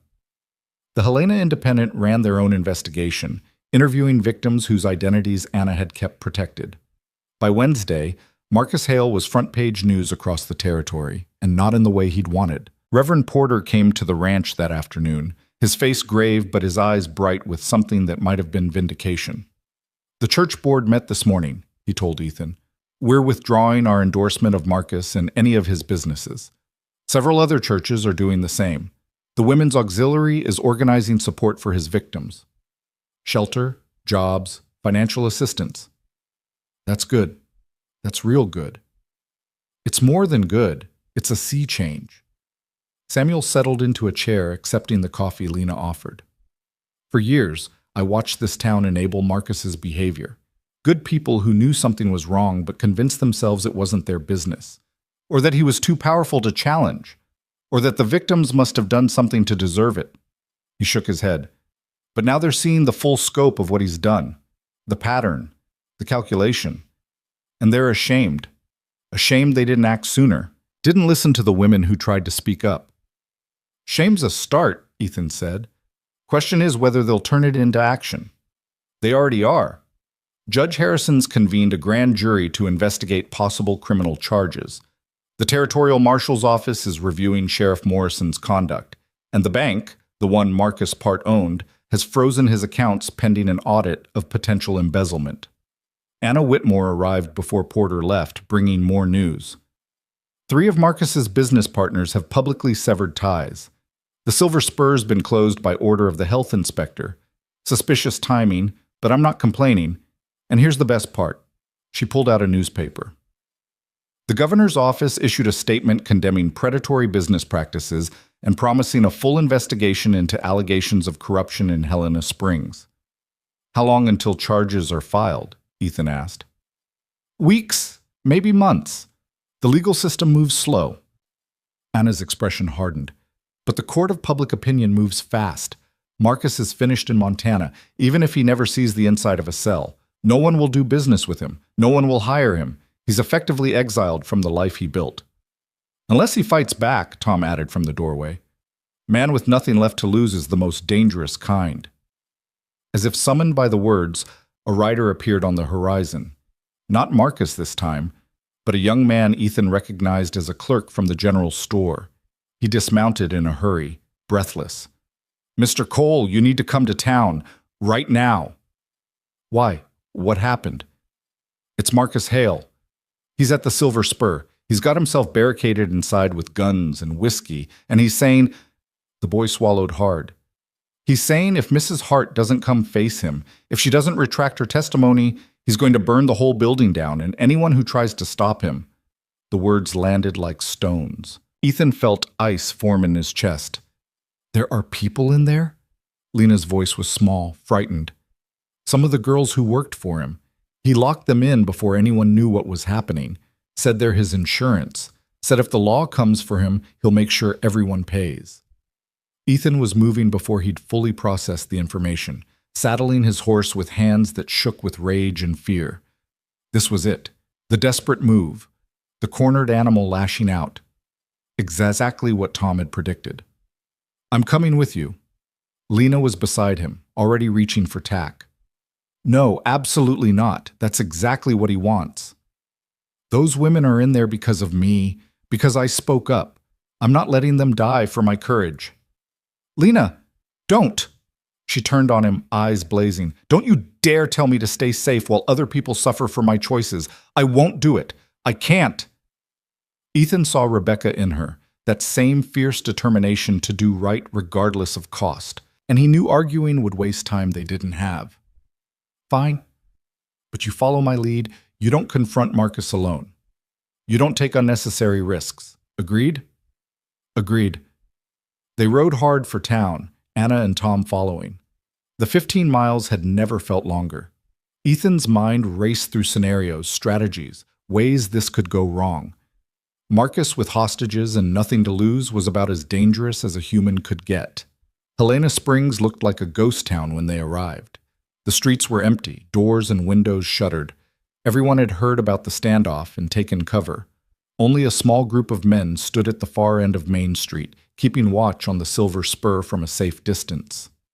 Ethan recognized Judge Harrison among them, along with several town council members. The judge looked haggard, 10 years older than the last time Ethan had seen him. "Cole, thank God. Maybe you can talk sense into him. What's the situation?" "He's got 4 women in there, the servers and kitchen staff who showed up for work this morning not knowing he'd gone mad. He's blocked the doors, broken out windows for firing positions. Claims he's got enough ammunition and whiskey to hold out for days." Harrison's voice cracked. "My deputy tried to approach an hour ago. Marcus shot at him, nearly took his head off." "Where's Morrison?" "Hiding in his office, drunk. He's terrified of Marcus, won't come out. The territorial marshal's been notified, but he's 2 days away." The judge looked at Lena. "Mrs. Hart, he's asking for you specifically. Keeps shouting your name. Says this is all your fault, that you ruined him with lies." "They weren't lies." "I know that now. I'm ashamed I didn't know it sooner." Harrison met her eyes. "My daughter Clara, she worked for him 2 years ago. Left town suddenly. Wouldn't tell me why. After reading that pamphlet, I finally understood. I failed her. Failed to protect her. Failed to see what was happening right in front of me." "You're seeing now," Lena said quietly. "That matters."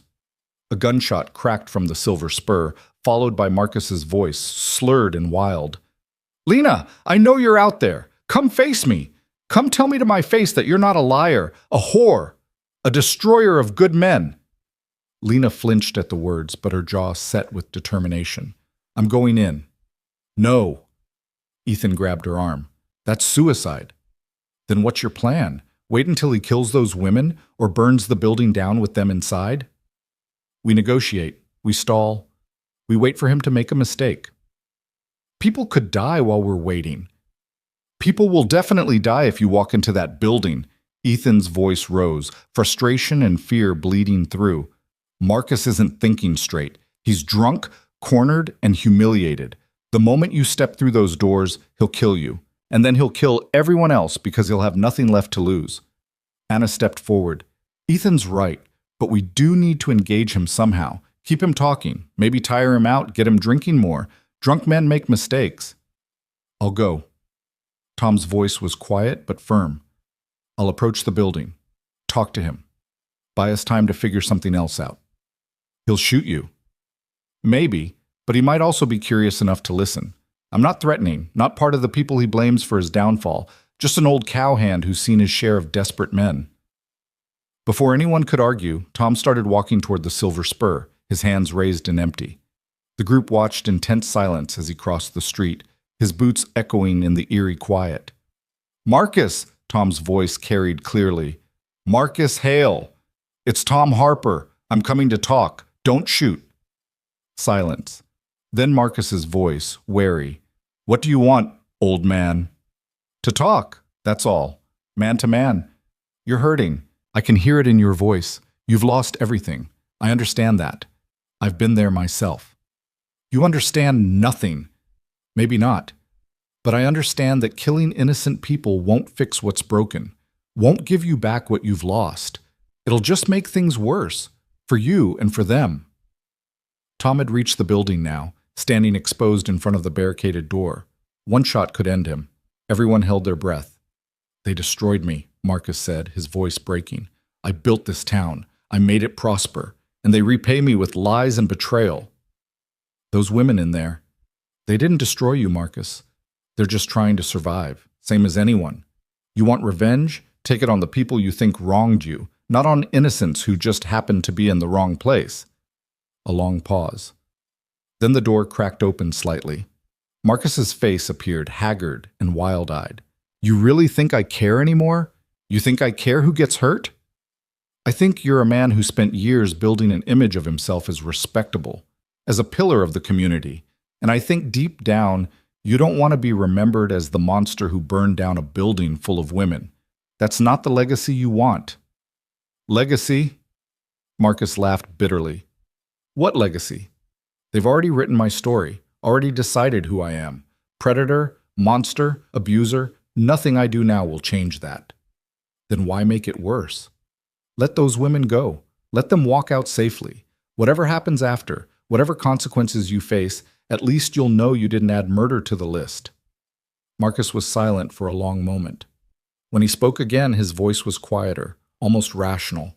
I want Lena. She comes in, tells me why she did this, tells me to my face that I'm everything they say I am. Then I'll let the others go. Ethan felt Lena tense beside him. Before he could stop her, she stepped forward. I'm here, Marcus. Marcus's attention snapped to her across the distance. Even from there, Ethan could see the hatred burning in his eyes. There she is, the woman who destroyed my life. I didn't destroy your life. Lena's voice carried clearly in the still air. I told the truth about what you did to me, what you did to others. You destroyed your own life by choosing to hurt people. I never hurt anyone. I gave jobs to women who had nothing. I provided opportunities. I built this town. You terrorized vulnerable women. You used your power to coerce and manipulate. You threatened children. Lena's voice was steady, strong. And when someone finally stood up to you, you couldn't handle it. Because your entire empire was built on fear, and the moment people stopped being afraid, it all came crashing down. You lying... Marcus raised his gun, pointing it at Lena across the distance. Come here. Come into this building and say that to my face. So you can kill me? Make yourself feel powerful one last time? So I can hear you admit the truth. Admit you're a liar, that you seduced me, and when I rejected you, you turned vindictive. The delusion was stunning. Even now, even faced with overwhelming evidence, Marcus was rewriting history in his mind, making himself the victim. I'm not coming in there, Marcus, but I will tell you this. Lena took a step forward, her voice ringing with conviction. I'm not afraid of you anymore. You can threaten me. You can hate me. You can even kill me if that's what this comes to. But you can't silence me. The truth is out there now. in print, in testimonies, in the hearts of every woman you've ever hurt, and that truth will outlive you, will outlive all of us. So do what you want, but know that it won't change anything, won't undo what's been done, won't make you right. Marcus's face twisted with rage. He stepped fully out of the building, his gun trained on Lena, all pretense of negotiation gone. Then die with your truth. Time seemed to slow. Ethan was moving before he'd made the conscious decision, throwing himself in front of Lena. Tom was shouting something. Anna was screaming. The gunshot cracked like thunder, but the bullet never came, because Sarah Chen stepped out from behind the building where she'd been hiding, and in her hands was a rifle aimed squarely at Marcus Hale. "Drop it!" Her voice was ice. "Drop the gun or I swear I'll put a bullet through you." Marcus turned, shocked. You were one of them, one of the liars. I was one of your victims, and I'm done being afraid of you. Sarah's hands were steady on the rifle. I came here today ready to watch you destroy yourself. But I'm not letting you take anyone else with you, so drop the gun, now. For a long moment, Marcus just stood there, caught between Sarah's rifle and the crowd gathering behind him. Then slowly, understanding dawned in his eyes. He was finished, truly finished. No escape, no victory, no redemption. The gun dropped from his hand, clattering on the wooden boards of the porch. "It wasn't supposed to end like this," he whispered. "I was supposed to be someone, to matter." "You did matter," Sarah said quietly. "You mattered to the women whose lives you destroyed, to the families you tore apart, to the community you corrupted. You mattered, Marcus, just not in the way you wanted." The territorial marshal's deputies arrived within the hour, summoned by telegraph before the standoff began. They took Marcus away in chains, his head down, his expensive suit dusty and torn. The women he'd held hostage were freed, shaken but alive. The Silver Spur stood empty, a monument to a reign of terror that had finally ended. As the sun set over Helena Springs, Ethan found himself on the steps of the church, sitting beside Lena and watching the town slowly come back to life. People emerged from their hiding places, congregating in small groups, talking in hushed, wondering voices.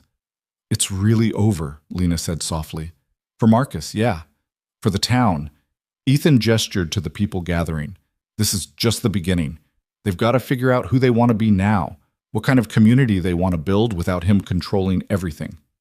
"And us?" She turned to look at him. "What do we do now?"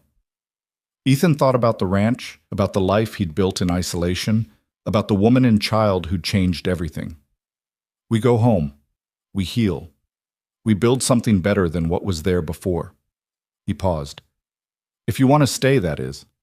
No pressure. No obligations. You're free now, Lena. Truly free. You can go anywhere, be anyone." "I know." She smiled softly. "But that ranch feels like home. You and Noah and Tom, you feel like family. And I've learned something through all this." "What's that?" "That freedom isn't about running. It's about choosing where you stand and who you stand with. And I choose to stand with you, Ethan Cole, if you'll have us."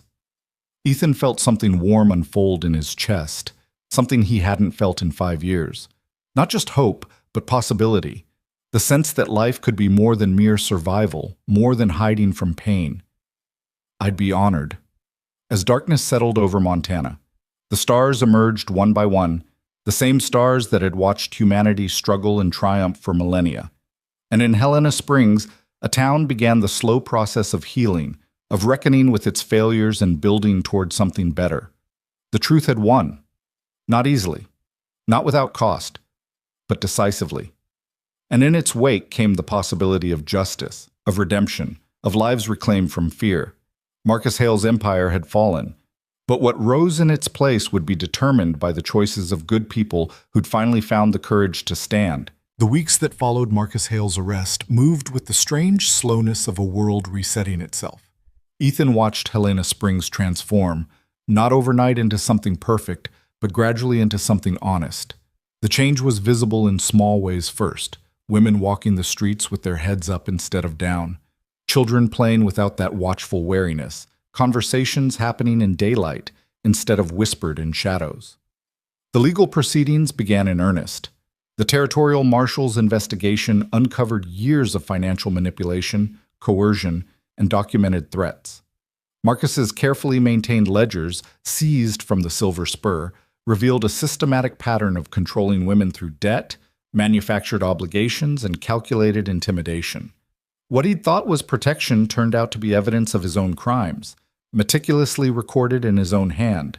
Judge Harrison presided over the preliminary hearings with a grim determination that spoke to personal reckoning. His daughter Clara came forward publicly, adding her testimony to the others. Her courage opened floodgates. Within 2 weeks, 17 women had given statements. Not all of them had worked at the Silver Spur. Some had been clients of businesses Marcus controlled. Others wives of men who'd owed him money. The pattern was undeniable. Ethan attended the hearings when he could, sitting in the back of the courthouse and watching justice move at its grinding pace. Lena refused to go, said she'd spoken her truth and didn't need to watch Marcus's downfall to feel vindicated. But she asked Ethan to tell her about it each night over dinner, listening with quiet intensity as he described the proceedings. They're charging him with extortion, assault, unlawful imprisonment, and about a dozen other counts, Ethan told her one evening. The prosecutor says he's looking at 20 years minimum, maybe more. Does it feel like enough? Lena asked. 20 years for what he did? Nothing would feel like enough. But it's something. It's consequence. It's the system finally working the way it's supposed to. Ethan paused. And it's closure for the women he hurt. They get to see him held accountable. That matters. Noah looked up from his book. Will he ever get out? Will he come back? Not for a very long time, son. And even if he does eventually, he'll have no power, no money, no influence. He'll just be an old man with a ruined reputation. Good. The boy's voice was fierce. He hurt Aunt Lena. He scared us. He deserves to be alone. Lena reached over and squeezed Noah's hand. He does face consequences. But we're not going to let hate for him poison our lives. We're going to focus on building something better, not on watching him suffer. The ranch settled into new rhythms as autumn deepened toward winter. The hay contracts that Marcus had sabotaged were replaced by new agreements, some from ranchers who felt guilty about their earlier cowardice, others from buyers in distant towns who'd read about the case and wanted to support Ethan's stand. The income wasn't what it had been, but it was enough, more than enough. Anna Whitmore visited regularly, her illness progressing, but her spirit undiminished. She'd thrown herself into organizing support for Marcus's victims with the ferocity of someone racing against time. A fund had been established, donations pouring in from across the territory. Women who'd lost jobs or homes because of Marcus found assistance. Sarah Chen opened a small restaurant in town with seed money from the fund. Martha Reeves was training to be a teacher. You started something, Ethan, Anna said one afternoon, sitting on his porch with tea cooling in her cup. Not just taking down Marcus, but showing people what's possible when good folks stand up. There's talk of forming a women's protective association, creating legal resources for victims of coercion and abuse, making sure what happened here never happens again. That's more you're doing than mine. Nonsense. You threw the first punch. I just helped you land it. She smiled, then winced slightly, her hand moving to her side. How much longer? Ethan asked gently. Months, the doctor says. Maybe less. The pain's getting worse. She looked out at the mountains, her expression peaceful. But I got to see Marcus fall. Got to watch his empire crumble. Got to help build something better in its place. That's a better ending than I'd hoped for. Rebecca would have liked you. I think I would have liked her too. Anna set down her teacup. Can I ask you something personal? You've earned that right. What's happening between you and Lena? And don't tell me nothing. I've got eyes. Ethan felt heat rise in his face. We're friends. She works here. That's all. That's all you're letting it be, you mean? Anna's gaze was knowing. But that woman looks at you like you hung the moon, and you look at her like she's the reason the sun comes up. You're both dancing around something that's already there, and I don't understand why.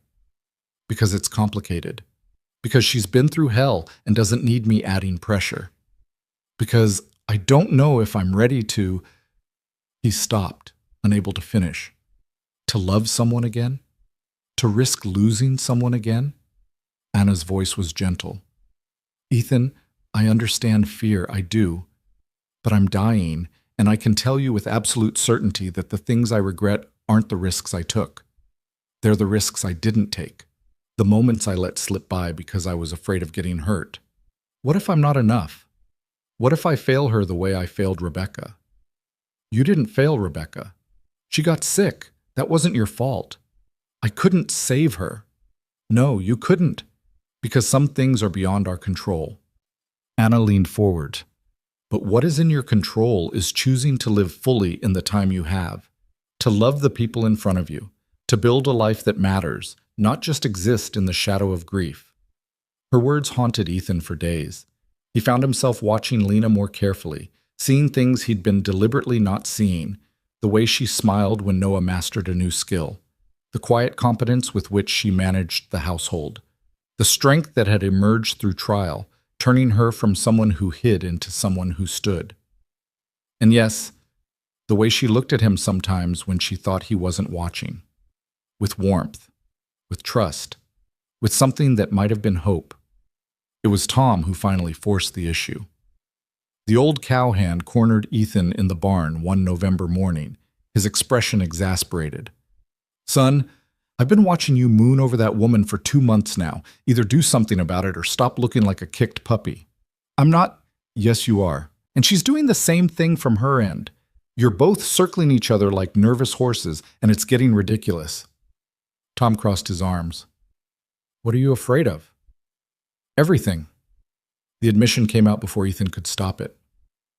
"I'm afraid of rushing her, of making her feel obligated because she works for me, of building something that falls apart, of loving someone and losing them again." "Well, that's an impressive list of fears. But you know what's more frightening than any of that?" "What?" "Waking up in 10 years and realizing you let happiness slip through your fingers because you were too scared to reach for it." Tom's expression softened. "Rebecca wouldn't want you spending your life in mourning, Ethan. She'd want you to live, to love, to build a family with someone who makes you whole." "How do I even start that conversation?" "The same way you start any honest thing, with truth." Tom clapped him on the shoulder. "But maybe start soon, before you talk yourself out of it again." That evening, Ethan found Lena in the garden she'd planted behind the cottage, harvesting the last of the autumn vegetables before the hard frost came. She looked up at his approach, pushing a strand of hair from her face and leaving a smudge of dirt on her cheek. "Need something?" "To talk, if you have time." Something in his tone made her straighten, set down her basket. "Of course. Let me just—" "The dirt's fine. You're fine." Ethan took a breath, trying to organize thoughts that felt scattered and urgent. "Lena, when you and Noah came here, I was lost. I'd spent 5 years hiding from the world, convincing myself that solitude was strength, that not caring meant not hurting." "Ethan, please let me finish, because if I don't say this now, I might never find the courage again." He met her eyes. "You changed that, both of you. You reminded me that life is about more than just surviving, that some things are worth fighting for, worth risking for. And somewhere along the way, you stopped being just my cook or my friend. You became—" He struggled for words.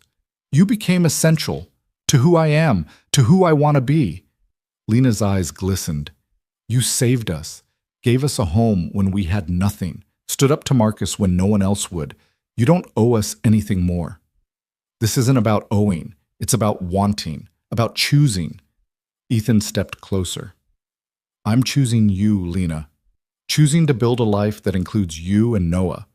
Choosing to risk loving someone again because the alternative, pretending I don't feel what I feel, that's no longer bearable." "You love me?" Her voice was barely a whisper. "I do. I think I have for a while now. I was just too stubborn or scared to admit it." He paused. "But I need to know if you feel the same. If you're interested in building something more than just an employer-employee relationship. Because if not, that's okay. We can keep things as they are. I'll respect whatever you—" Lena kissed him, just stepped forward and pressed her lips to his, cutting off his rambling with the kind of direct action that had characterized her transformation over the past months. The kiss was gentle, tentative, but underneath it Ethan felt years of loneliness and fear melting away. When she pulled back, she was smiling through tears, Does that answer your question? Pretty definitively? Good, because I've been waiting for you to figure this out for months. I was starting to think I'd have to spell it out in letters like I do for Noah. Ethan laughed, the sound foreign and wonderful. I'm not known for being quick on the uptake with emotional matters. I've noticed. She rested her hand against his chest. But Ethan, I need you to understand something. I'm not looking for rescue. I'm not staying because I need protection or security.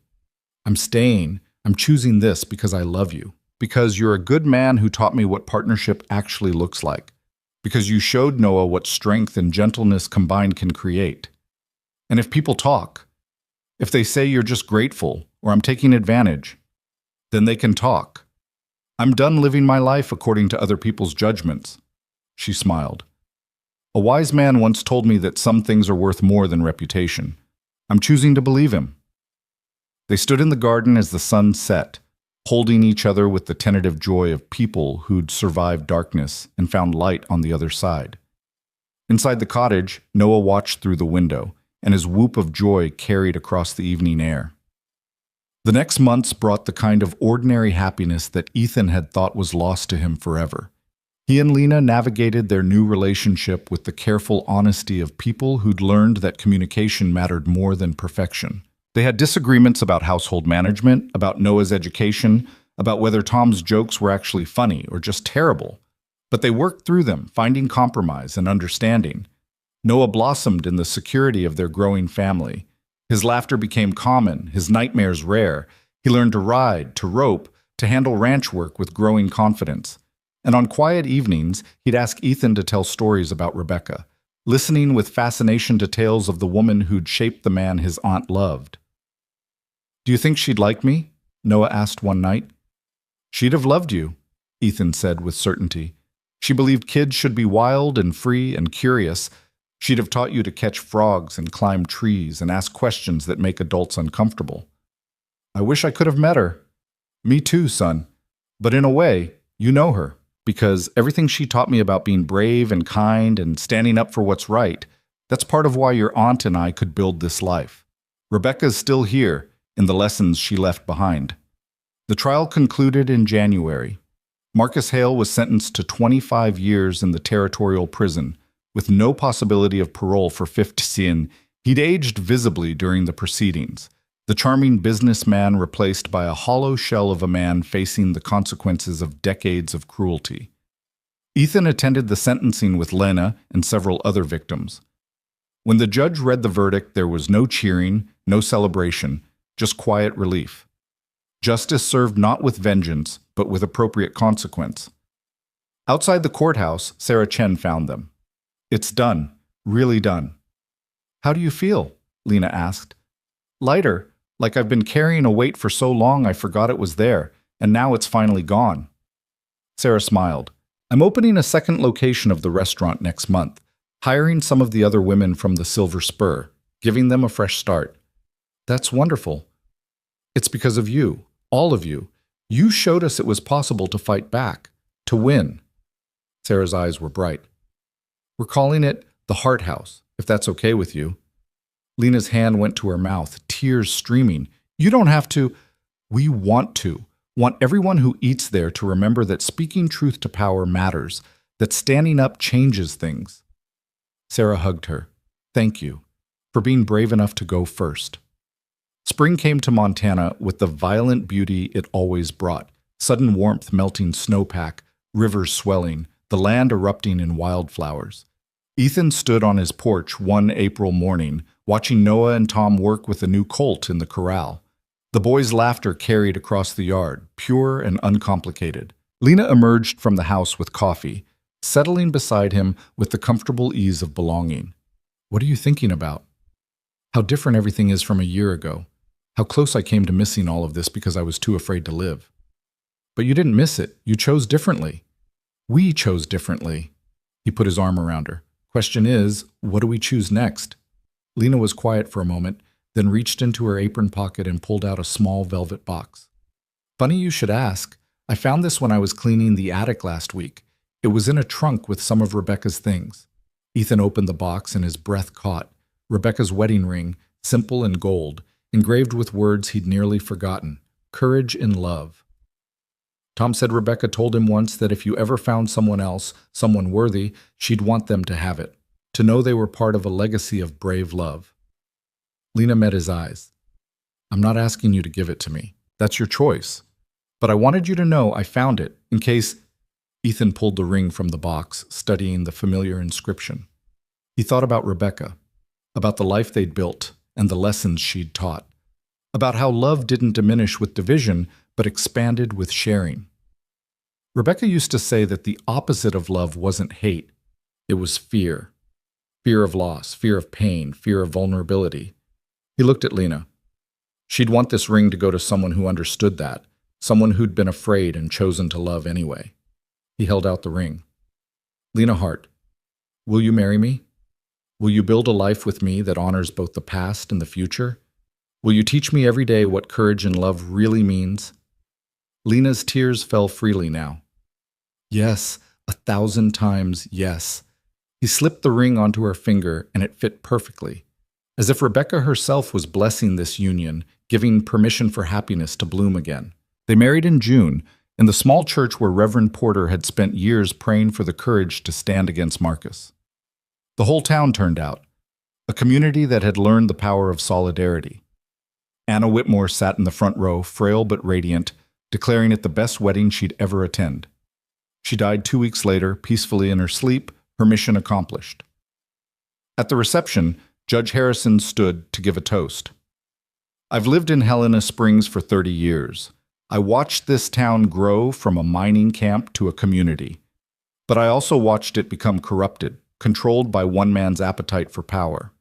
I participated in that corruption through my silence, my willingness to look away from inconvenient truths. He paused, emotion thick in his voice. What Ethan and Lena did, standing up when standing up seemed impossible, that saved this town. Not just from Marcus Hale, but from ourselves. From our willingness to sacrifice others for our own comfort. They reminded us that we're better than our fears, and for that, I'm eternally grateful.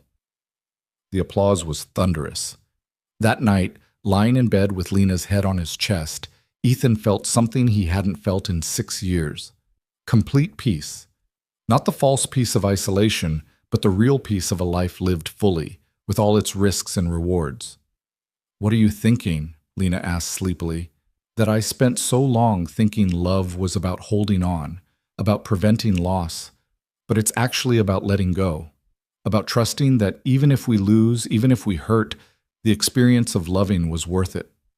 Rebecca taught you that? Rebecca lived it, and you reminded me. He kissed the top of her head. Thank you for being patient while I figured it out. Thank you for being worth waiting for. The years that followed were marked by the ordinary miracles of family life. Noah grew tall and strong, developing Ethan's quiet strength and Lena's fierce compassion. He went to college eventually, studying law with the intention of protecting vulnerable people the way he and his aunt had been protected. The ranch prospered, not extravagantly, but steadily. Ethan and Lena added to it, building a larger house when their own children came. First a daughter they named Rebecca, then a son they called Samuel, after the reverend who'd helped them fight. Helena Springs transformed from a town controlled by fear into a community defined by mutual support. The Women's Protective Association Anna had envisioned became reality, providing legal aid and sanctuary for victims of abuse throughout the territory. Martha Reeves ran it with efficiency and compassion, turning her own pain into purpose. The Silver Spur was torn down and replaced with a school, funded by the sale of Marcus's assets. On the cornerstone was a plaque, in memory of those who suffered in silence and in honor of those who found their voice. Marcus Hale served 13 years before dying in prison of a heart condition. There was no funeral, no mourning, just a footnote in the territory's history books about a businessman who'd abused his power and paid the appropriate price. Ethan was 60 when Noah came home for Christmas with his new wife and their infant daughter. The family gathered in the ranch house, 3 generations telling stories around the fire. Young Rebecca, now 10, was teaching her cousin to braid rope. Samuel was showing his nephew how to carve whistles from willow branches. Lena found Ethan on the porch, watching snow fall over the bitter roots. She wrapped her arms around him from behind, and he covered her hands with his. Happy? She asked. More than I ever thought possible. He turned to face her. Do you ever think about that day? When you first came here with that handprint on your face? How different things could have gone. Sometimes, but I prefer to think about what did happen. How a handprint became a catalyst. How silence became testimony. How fear became courage. She smiled. How a broken widow and a hiding hermit became a family. Courage and love, Ethan said, touching the ring that still graced her finger. Courage and love, she agreed. Inside, the family's laughter rose and fell like music. The children played without fear, loved without condition, grew in the security of knowing they were protected. It was everything Ethan and Lena had fought for. Not just safety from one bad man, but a world where standing up mattered, where truth won, where good people could build lives unmarred by the tyranny of unchecked power. As the snow continued to fall, Ethan thought about the journey that had brought them here, about a handprint that broke silence, about witnesses who found their courage, about a town that learned to stand up, about love that survived fear. And he knew, with the certainty of a man who'd lived through darkness and found light, that every risk had been worth it. Every frightening moment, every uncertain step, every choice to stand instead of hide, all of it had led to this, to home, to family, to a life reclaimed from fear. The mark that had broken the silence had become the foundation of something stronger than fear could destroy. A legacy of courage. A testament to the truth that ordinary people, standing together, could defeat extraordinary evil. And in the Montana night, with his family safe and his conscience clear, Ethan Cole finally understood what Rebecca had tried to teach him all those years ago. That the measure of a life wasn't in its length, but in its courage. That standing for what was right, even when it cost everything, was the only way to truly live. The handprint had faded, but what it had started, the revolution of truth, the restoration of dignity, the reclamation of lives once defined by fear, that would endure for generations. And that was enough, more than enough. It was everything.